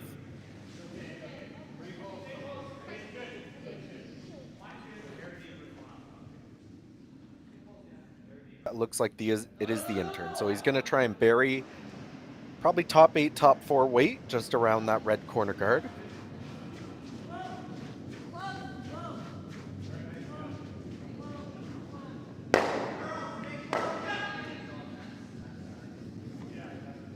You need to make sure you get this at least half buried, I think, or else there might be a double.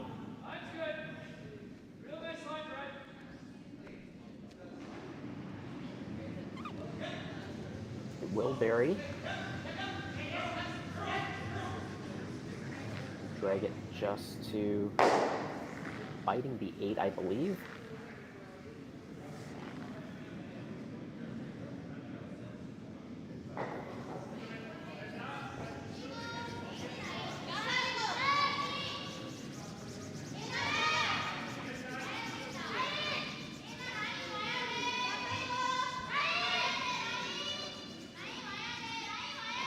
They're still thinking about Team Schwaller, trying to bring that blue stone that's just biting into play.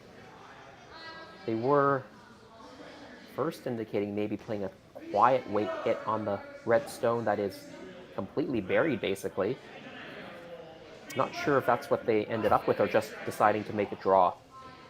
Yeah, there's some kind of audible decision made, and unfortunately we don't have access to the player microphones, so we're not entirely sure what the call is. With that kind of ice, it looks like they're throwing some kind of a freeze. Not sure if they're going to freeze to the front one or the back one, but probably I would imagine to that back stone. That's the only way to get shot. Yeah, if you freeze to the front, you won't be shot, I don't think, and you can't easily remove the back red one either later on, so I think going to the back makes the most sense.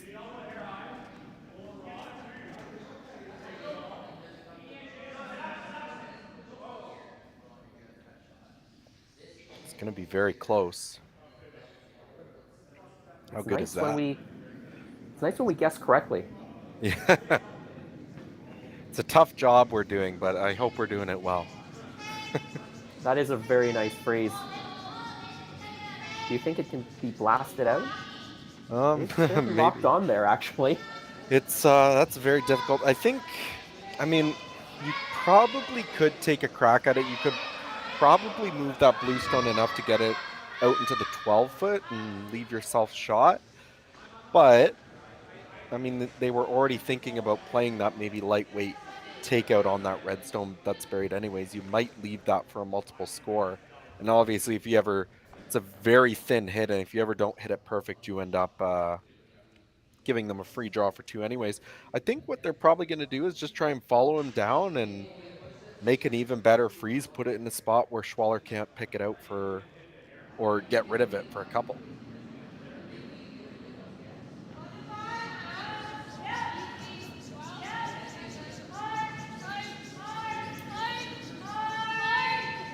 Final rock here for Mike McEwen. Needs to be very careful with this to make sure that the angle on the freeze is as good as it can be. I think just slightly angled on the center line side of the stone should be good. This one already a much tighter line than the Schwaller team was taking. Might actually be trying to hit it. Tap back. Yeah, generate a little bit of space, but stay on the nose. Brett May has been sweeping it right from the start to hold the line, but it does over curl. It is still shot stone, I believe. Actually, no, I don't think so. Having another look, I think blue is still shot stone. I think it is blue, and one of the things that was surprising there was on Benoit Schwartz's first stone, for most of the draw, his rock was on the other side of the center line, and he used that really big late swoop to get up to the nose of the stone. Rewatching that Mike McEwen shot, his draw was almost already across the center line by the time it was halfway down the sheet. So you could tell it was probably going to get a bit more curl than the Schwartz team. He maybe was trying to be a little bit heavier and generate some separation and stay on the nose, but either way, just over curled a little bit, leaves this open draw here for 2 for Benoit Schwartz. Opportunity to take 2 more here in the 4th. Try to reestablish that 2-point lead. The sweepers look quite happy as it now approaches the rings. Needs it to stop in the forefoot, and it does. Ron Fry kicks it away, and it is a 4-2 score. Team Schwaller leading after 4 ends.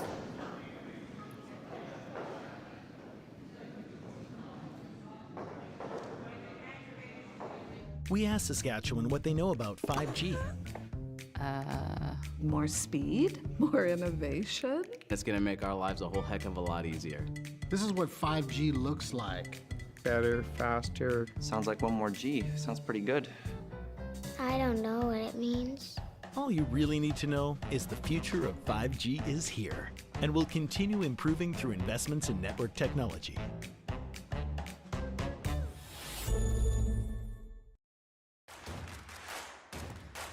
Imagine being able to stream every curling game from every sheet from any event, be it your Wednesday league game, bonspiel, or corporate event.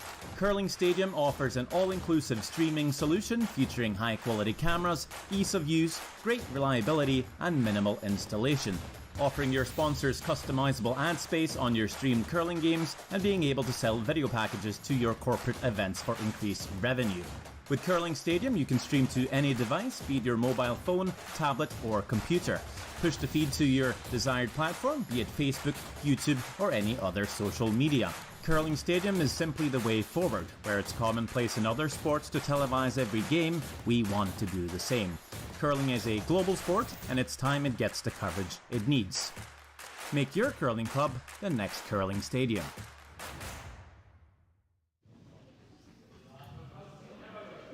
We're back here in Martensville, second half of this semifinal game. Team Schwaller taking 2 in the 4th end to double up on Mike McEwen 4-2. Matt Hall with me. My name is Jason Ching. Now, Team Schwaller, they opened the game with a steal of 2, and you told me they had about an 80% chance of winning the game. Now they're leading by 2 again, but it's now into the 5th end. What do the stats say about this situation?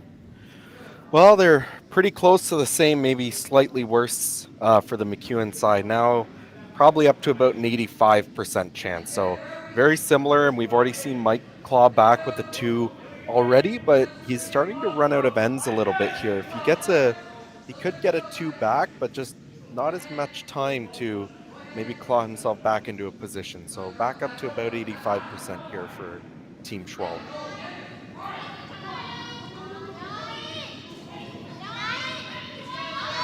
Well, if you told me that and I was in Yannick's situation, I'd be pretty happy to have an 85% chance of winning. But you still got to execute through the last half of the game to take it home. Absolutely, and that's, those numbers are generated from hundreds and hundreds of games that have been played over the years, but it all comes down to whether or not you can execute. It's, 15% chance is better than zero. It's been done before. And we've seen some good comebacks this week so far in Martensville. So certainly earlier in the season as well, you might see a little bit more rust in the players and the throws. So maybe even a higher chance early season than later in the season when all the teams are peaking. I think so, especially with as good as these teams are, a 2-point lead when they're playing at their best can be extremely difficult to overcome. When they're making, and it's all those defensive shots, all those long run backs, those doubles, things that you might not entirely expect to be made as well this early in the season. So I think there's definitely going to be opportunities for Mike, but he's going to have to push the envelope a little bit, try to get some good angles and really set things up for himself well. And well, that's not what they were looking for there on that last shot. Brent Lang coming up well light on that freeze attempt, leaving another center guard for the Schwaller team to utilize. So they're going to wrap one right around, and Mike could be in some trouble early here. Yes, and Michelle, the second stone thrower for Team Schwaller.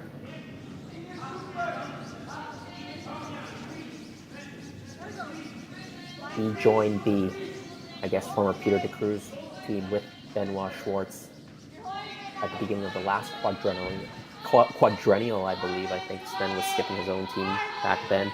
Kind of built this super team out of Switzerland. They've had a lot of success over the years. Yeah, and I think it's difficult to say, but I think it's fair to say that maybe that Peter de Cruz, Benoit Schwartz, Sven Mikkel matchup was never able to really break through and win that world championship or Olympic gold that I think was their goal when they put that team together. Came away, still did very well, came away with a number of bronze medals at the world championships, but was never able to take that one extra step. So hoping maybe having some young blood on the team with Yannick Schwaller, former world junior champion himself, they'll be able to utilize that and make that final push.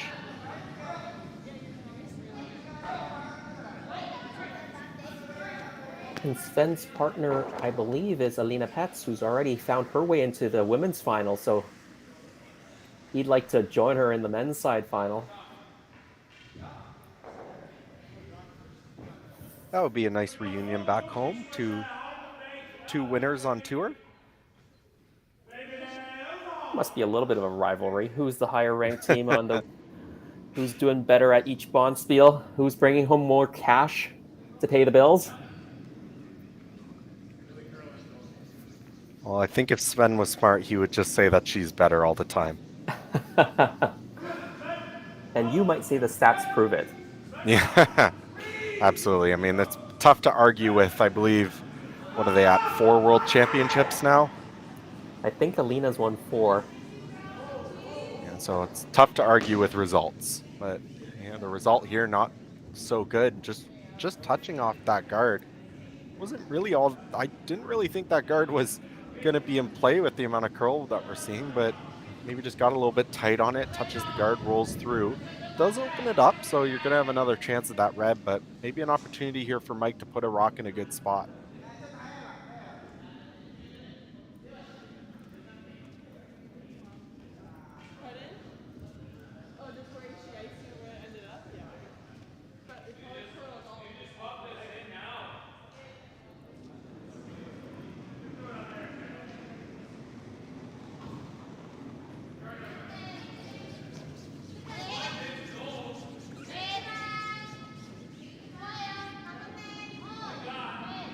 Our viewers might be thinking Sven is a world champion himself, and he is in the mixed doubles discipline. He's won a couple of world mixed doubles golds, 2011 and 2018. But if you're Alina, she'll come back and say, well, one of those golds was with her. So. Yeah. Doesn't count if it counts for both of them. My apologies to Sven. I'm not as well versed on the mixed doubles side of things as maybe I should be, but I love playing it. I don't know, have you played much mixed doubles yourself? I also do enjoy playing it a lot.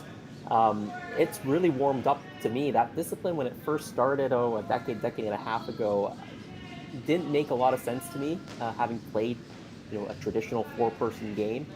But after playing it, it has gotten it's very fast-paced. That's what I really love about it. The games don't drag on for too long. The strategy may be a little bit more simple, but the rock positioning is very, very key because you only have 5 rocks during an end to throw.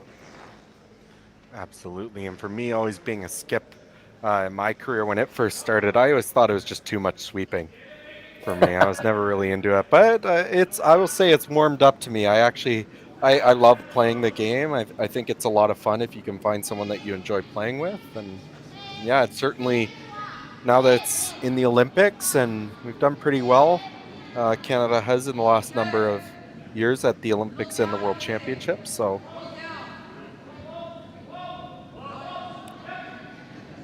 here the opportunity for Yannick Schwaller to hit this stone. If you hit it on the nose, I think he will be shot. It's possible he might want to get a small flop in behind the guards. They're sweeping it for curl, trying to get it to move across the face. Hits it pretty much on the nose. Team Schwaller, they do have a 4-2 lead right now, playing the 5th.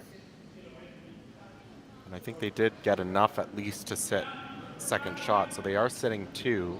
Mike has some work here to try and set up a multiple score. He can always come around the other side, hit and roll in off that other blue rock. You have to be careful not to go too far and leave Yannick a short run back.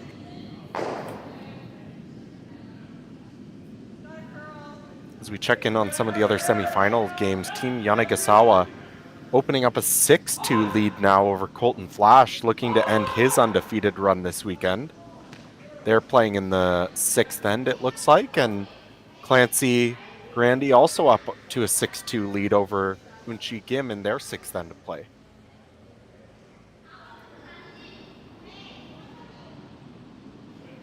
Well, that's a miss for Ryan Fry. He seems to be just a little bit off this game. A couple of misses from him over the course of that match. They were trying to hit that blue stone through the port. The port was pretty big, but still manages to clip the guard. Yeah, unfortunately, Ryan's one of those players that when he's on, he's not the kind of guy you want to be playing against. He's such a good drawer that when he has his stuff figured out, he can be a deadly weapon. But today just hasn't seemed to have what he's been looking for. We saw a flash in I believe it was the 3rd end. Couple just missed draws in there, sort of wrecking off the guard a little bit. Definitely not where he was hoping to be today. Yes, certainly he's been one of the top thirds over the years. Obviously a Olympic gold medalist with Brad Jacobs, and whenever Brad Jacobs talks about their couple of incredible seasons together, winning a Brier and then winning that Olympic gold medal, he attributes a lot of that success to the way Ryan Fry was playing at third stones. Absolutely. Yep. He was definitely the MVP of that 2013 year when they won the Brier, and then still had to make their way through the pre-trials that year, but ended up winning the Olympic trials, beating, I believe it was John Morris in the final that year to go to the Olympics, and beat David Murdoch in the gold medal game of those Olympics.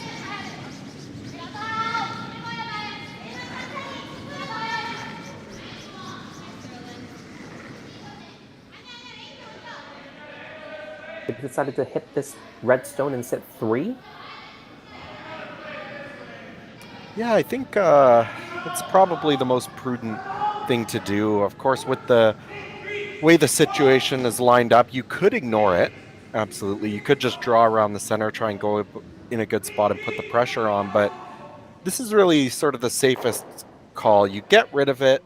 Now it's up to Mike to really figure out how he's going to generate a deuce. Probably has to draw this into a really good spot. And the other thing that's good for the Schwaller team is if Mike doesn't put this in the right spot, that blue top 12 is always accessible for a run back for Yannick. So if you're Mike, you're a little bit deep, he's going to follow you down and freeze. And if you're a little bit too far over, he's going to play that run back. So plenty of options here if you're Benoit Schwartz. Ryan Fry looking to make amends for that last miscue. Looking for a shot. Full forefoot, full top forefoot.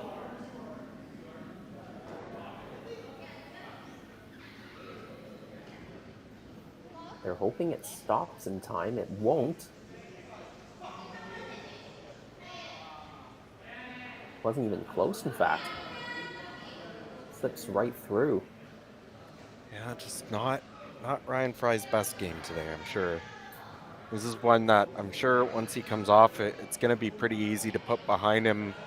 Obviously, he's a much better player than what we've seen, but it's just one of those days where you can't find your draw weight or everything just seems to go wrong. Yeah, everyone has those days. I can go a month without making a shot, so I take a day, any day. So now the question, if you're the Schwaller team, is where is the best place to put this stone? Of course, if you try and go into the rings, unless you're top of the button, you're going to leave pretty much an open hit for Mike to possibly hit and roll in off that one on the side of the forefoot. You could just guard the hole. I think that would probably be a pretty good shot. It looks like with this ice, they probably decided to come in, try and go top 4.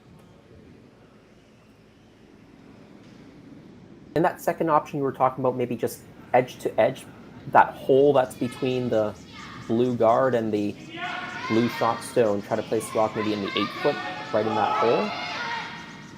Yeah, I think that would be a really nice position. As long as, if you're going to go in the hole, I think you got to be top 12 at worst. You don't want to leave the opportunity for Mike to have a double and roll in somewhere good. With this line, you should get a little bit of finish. Looks like going to bury a little bit. You don't want to pull too much, because that end roll now is there. Yeah, I think it just over curled from what they were looking for. Weight was very good.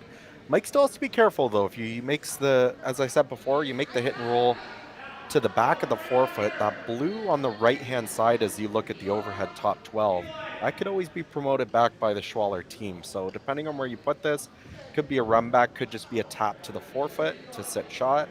Definitely going to need some help from them, though, to set up this 2 still.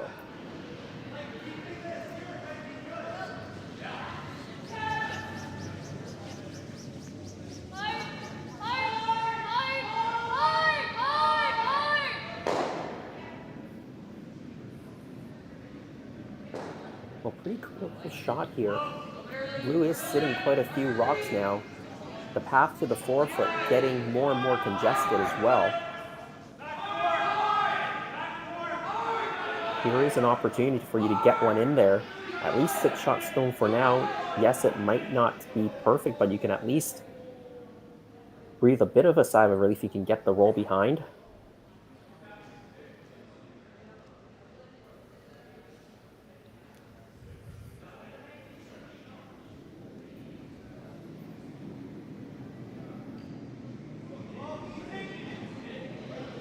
Mike McEwen, this is a similar shot to what Ryan Fry played a couple of rocks ago, or tried to play a couple of rocks ago.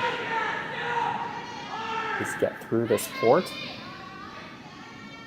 And it just took off on them. I'm not sure what happened there, if they just got caught on something or if it maybe grabbed, but just took a turn and got lots of curl. They weren't really worried about it, so must have been close. Yeah, they were off the sweep a little bit, and then it did move on them. And I think it's just one of those days now where unfortunately just couldn't buy a shot if they wanted to.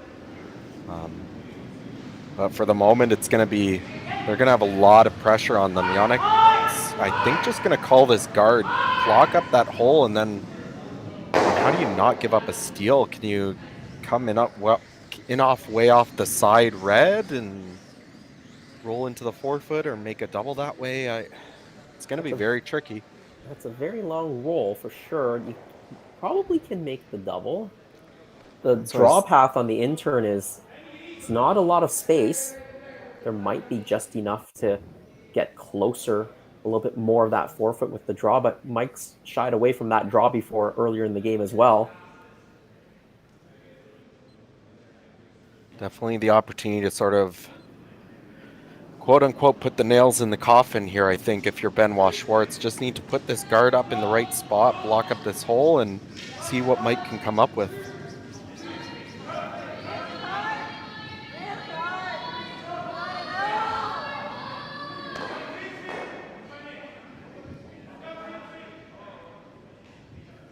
We don't want this to come too deep and over curl. It looks okay. I think Might it's still be a port, but it's narrow. very tight port. I think it might be there, but it's... Gosh, that's difficult. Definitely, it's the only reasonable thing I'm seeing, though. If there's a port there, I think you have to give it a try. Although, very We're facing difficult. 4, though. Yeah, I was about to say, very difficult to get a plan B here. I think if you touch either of those guards, it's probably handshakes. It's very difficult to see yourself like rolling in somewhere that's going to cut them down.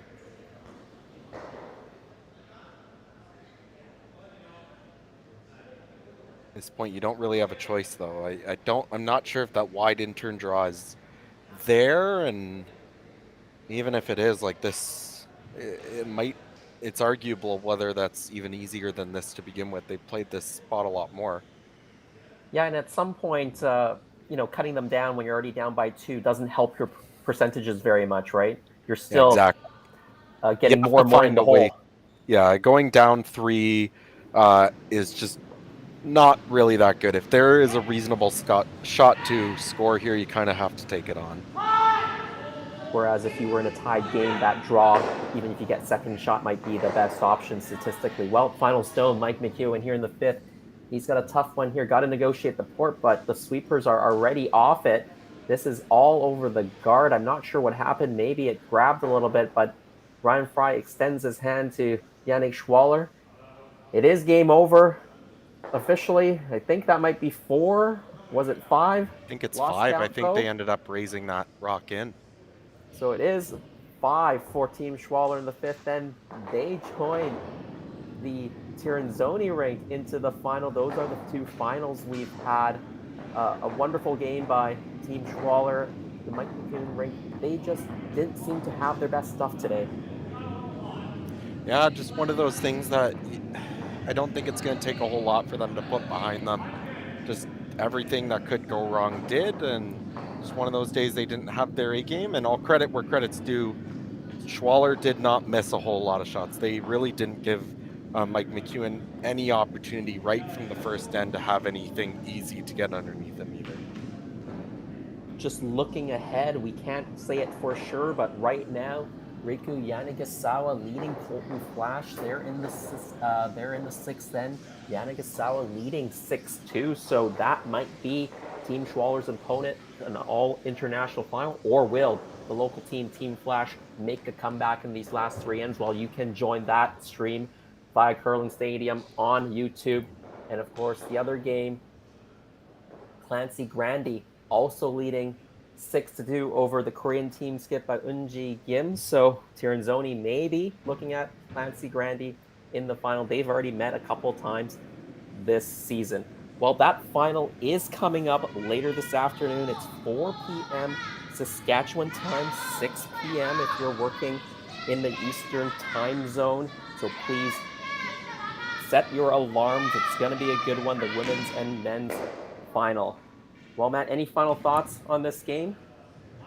No, other than I think regardless of who ends up winning that other game, I think we're in for a very good men's final and a very good women's final overall. Looking like we're going to have a rematch of last weekend's final at the Summer Series with Grandy joining Tirinzoni, but don't count Gim out. They have a couple rocks sitting around and plenty of experience themselves. Well, Matt, on behalf of you, Mr. Probability himself, the entire curling stadium crew, James, Jerry, Rory McCusker. My name is Jason Chang. Join us in a little bit over an hour. We're going to have the finals here on Curling Stadium. But also those companies that are involved with you. We love being part of community events and community participation, everything from golf to hockey to curling to supporting teams like Team Flash. It's right in our wheelhouse. And it's allowed us to grow our company significantly, which for positive reasons means we've got to grow our plant as well. So we are going into a large expansion on our current site, and we will be expanding the brewery's capacity, almost doubling it, and at the same time increasing our efficiency. So we'll be using less water, less energy to make the same great beer.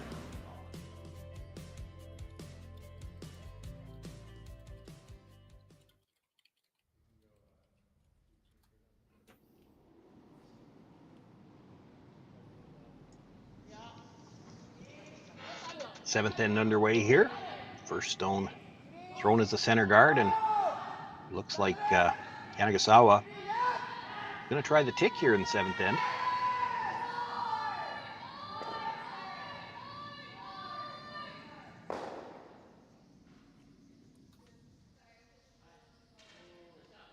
Colton Flash on the brush, not able to get it back here. Apologies for the confusion. We've actually decided to jump over to the other men's semifinal here. We join in progress in the sixth end here. Team saving grace there for Colton Yanagasawa with a 6-3 somewhere lead, along the way, and a facing little off biter against like that. the home province team of Colton Flash. It comes down to the end of the end, and perhaps you're sitting 3.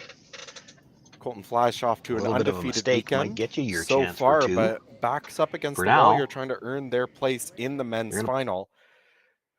And Riku Yanagasawa actually went 4-1 in the round robin, beating both Yannick Schwaller and Mike McEwen, who were the competitors in the other side of the semifinal. Of course, we just saw Yannick Schwaller come away with the win there, so don't count Team Yanagasawa out. If they make it in the final, they have experience beating Yannick Schwaller and definitely looking for an opportunity to start the season off with a win here. Well, Matt, I want to hear the probabilities on this situation. 6-3 lead from Yanagasawa. They also have last stone advantage. This is the seventh end, so what do the stats say? Does Team Flash have a reasonable chance to come back? Well, I think that depends on your definition of the word reasonable. We're looking at about, well, I mean, down 3 with 2 ends to go.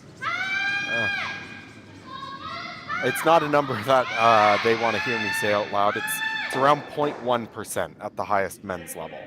So definitely backs up against the wall, but the reason it's not 0 is because it's probably happened at least once before. So we'll see how this ends up playing out. Well, I hope you didn't scare the viewers away when you said 0.1%. Stick with us because this game actually a little bit closer than the other game, so probably a better chance for Flash than Team Gim right now on the women's side semifinal. And Team Gim, of course, down 4, but they do actually have the hammer in the sixth end. It looks like they're actually just finishing up the sixth end of play. I'm just watching on my other screen here. Looks like at least 2 for Gim, maybe 3, but I don't think so. So I'm going to guess a 6-4 lead for them, for Clancy Grandy, excuse me, with the hammer with 2 ends to go. We'll wait for official scoring, and it just went up on the board. Yep, so Grandy holding a 6-4 lead with the hammer going into the 7th end on the women's side.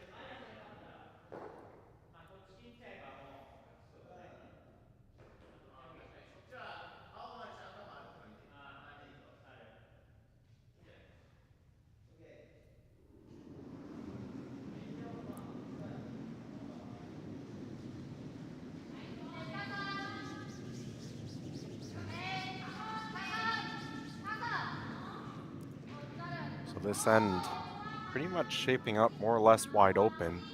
Only there are 2 stones in the rings, 1 of each color, although Colton Flash one well off to the side, so I think if you're Riku, you're not necessarily worried about outdrawing that later.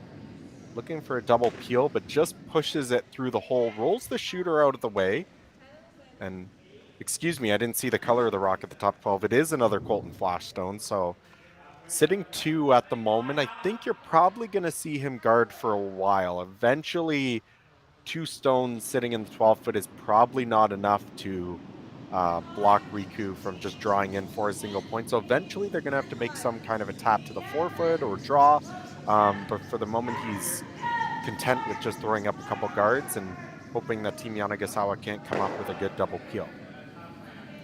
Well, the force really isn't a good option here, right, for Colton Flash here in the 7th end. If you force, you're down by 4 coming home. No, I think it's basically steal or handshakes at this point. We've seen before with the 5-rock rule, 3s are certainly possible. Teams have gotten a lot better at defending against the 3, but it can happen from time to time. 4, though, just to tie it up, and then you have to steal the extra as well at that point, is not what you're hoping for. So I think it's basically steal or bust at this point. Any score by Riku, I would not be surprised to see some handshakes. And if I'm doing a little bit of math, I'm not the best at it, but with 2 ends left, you're down by 3. You need to at least steal a 2 at some point, right? A 2 and a 1 and another 1, or a 1 and 2 and then another 1. It's pretty tough to steal 3 points, I think, right? Yeah. That's the most reasonable combination that you could... A steal of 3 is unheard of. The only time that usually happens is if both teams are willing to go for it and one team just doesn't do well. I mean, we just saw a steal of 5 on the Schwaller side, but that's because both teams were willing to keep rocks in the rings and it ends up happening. But when one team is up 3 like this, Team Yanagasawa is not going to play ball. They're just going to continue to take rocks out. So a steal of 3 somewhere is just not a reasonable expectation. So, and even here with this setup, a steal of 2, I think, is asking for quite a bit. So you're probably looking at stealing 1 here, steal 2 in the 8 to try and force an extra, and then you try and steal the extra. Still, well, it's going to take a lot, but that's really the only reasonable path for Colton Flash here.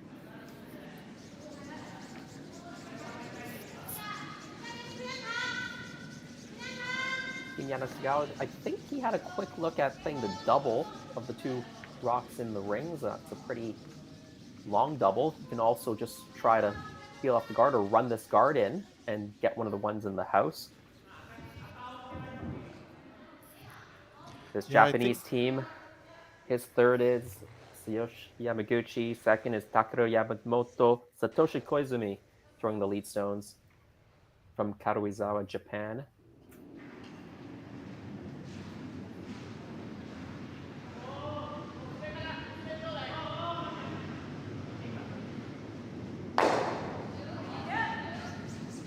Pops it through between those 2 red stones. Done that a couple times already, not quite been able to find a double peel. You're still not worried, but this is the chance Colton has been hoping for. He's going to try and draw one around this blue guard, preferably keep it about a rock or 2 higher than the T line. Not that you're going to see Riku try to fall him down. You're likely going to see him try and make a double off that stone top 12, but get one in there. If you ever get a miss, you might be able to sink another one, and that's probably the best that you can hope for if you're trying to steal 2 here. You see Catlin Schneider, the 3rd for Team Flash in the hack. Kevin Marsh, Dan Marsh, 2nd and lead respectively. This is one of the few teams that stuck together, I believe, after the last quadrennial. Yeah, one of few, if not maybe the only team more or less in the event that has the same lineup. And I think that's what's attributed so much to how well they've done in this event. Obviously, seems like, and we just joined the game this end, so we haven't seen the entire play, but it seems like they maybe don't have their best play this afternoon, but went undefeated through the round robin, the only team on both sides to do so. And watching many of their games, they just dominated their opponents. So a little bit of a setback today, but I think it just comes down to that they're already well acquainted with each other. They're not going through all the motions of trying to learn about each other and how each other throws. They've already got that out of the way from their previous season where they represented Saskatchewan at the Briars. So now they can just focus on trying to hone their skills and be the best that they can, especially this early in the season. It'll help them a lot. And even though my club team didn't make it to the Olympics, I've retained all my players from last season as well, both men's and mixed. So, well, there you go. You're ready to go for your club championship then. as long as they also signed up. I haven't fired them, but maybe they've left. And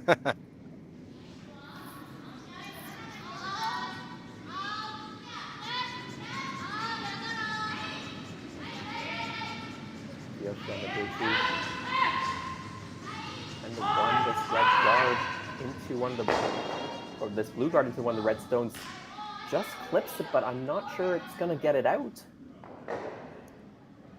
It's close. It's either way, that's not really a rock that I think you're worried about if you're Riku, but at the same time, I'm sure you didn't come into this end expecting Flash to be sitting 4 around the rings. That would be maybe a bit of extra pressure if you got to make a draw here at the end. I was thinking if Flash only had 2 rocks in the rings, Riku might even forego the draw and just play a hit, make sure you get one of them out and take a two-point lead coming home. But if you're sitting 3, if you hit and roll out, you're giving up 2.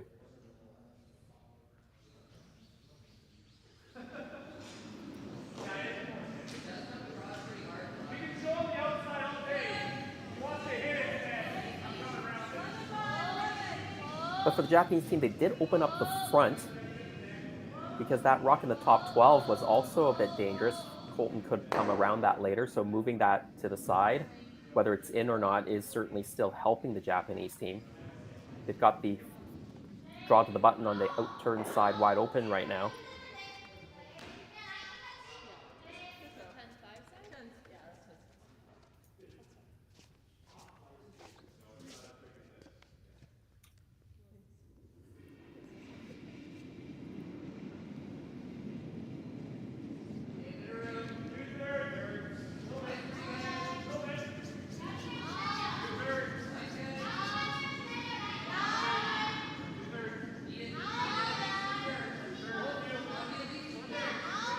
Team Flash are trying to replace the guard here.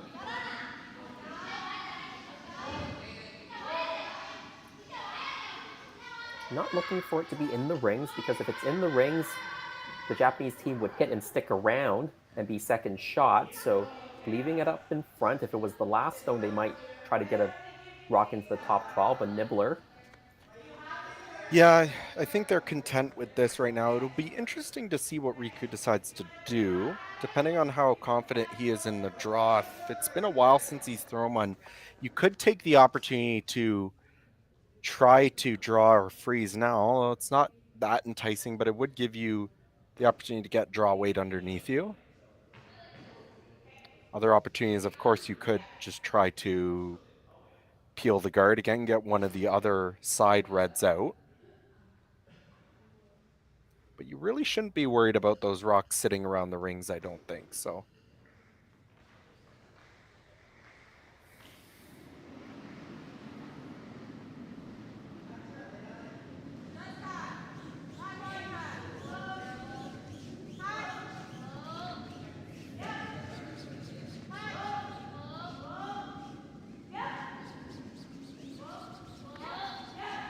So have they just decided to straight peel here, Matt? I think so. Just get rid of this stone. You have the opportunity, although it is very thin, you could get rid of one of the red rocks on the side. But I think just get rid of this one. You'll likely see Colton try and play the same draw to bite the top of the 12-foot, and then you'll have an open draw to the 4-foot to try and score your single point. I think if you were trying to get one of the red stones out, either the one on the left or the right, playing the other turn would have made more sense. The angle would have been a bit more natural. So certainly content to just peel it off, knowing that you'll have a draw to the 4-foot on the out-turn side, the counterclockwise side.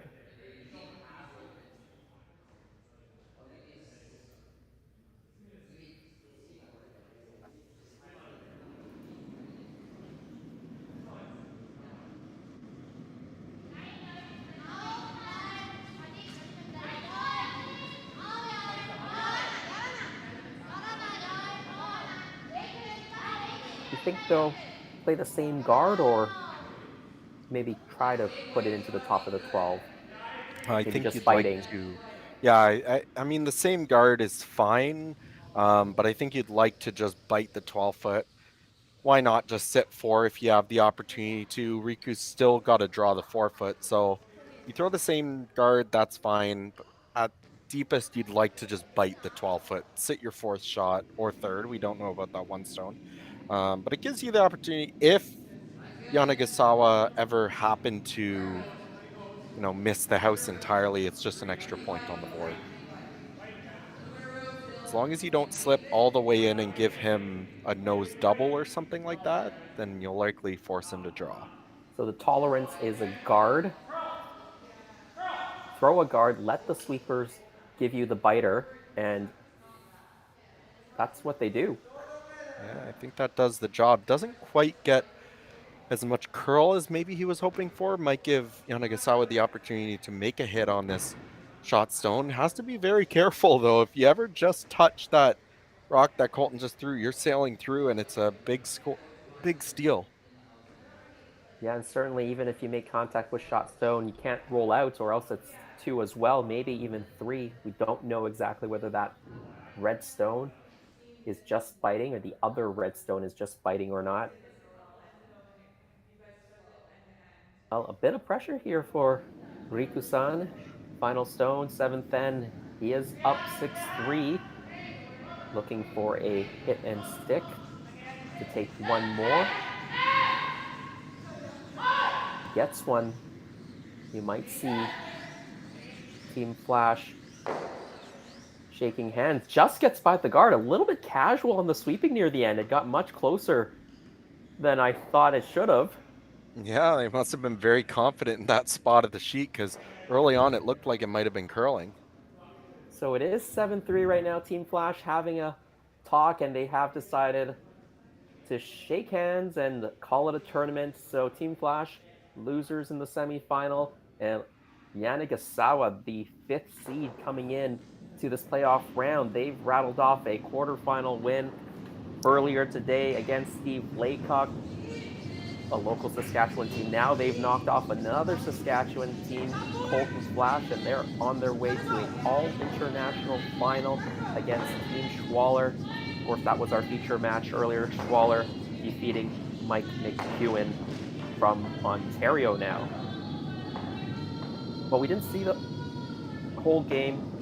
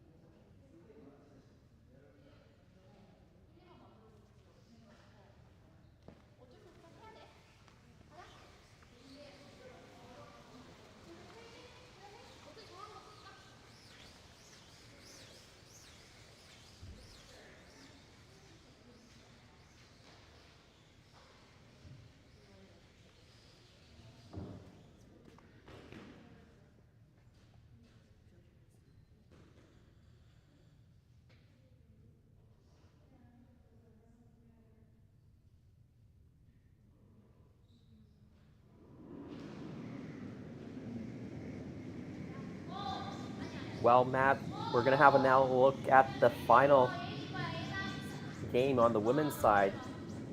Team Gim against Team Clancy Brandy.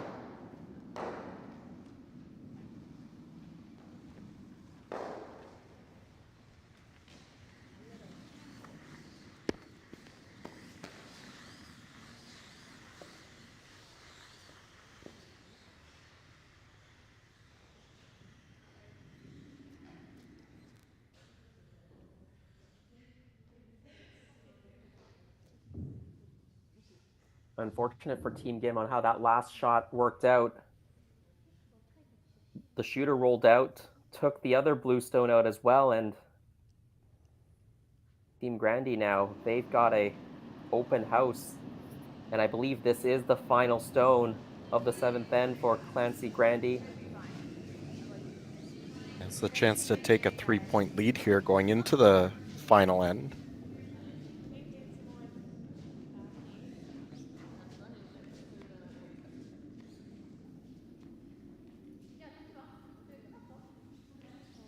Oh, my apologies. We just came to this. This is not a draw for one. This is a draw for a couple. But did it slip through?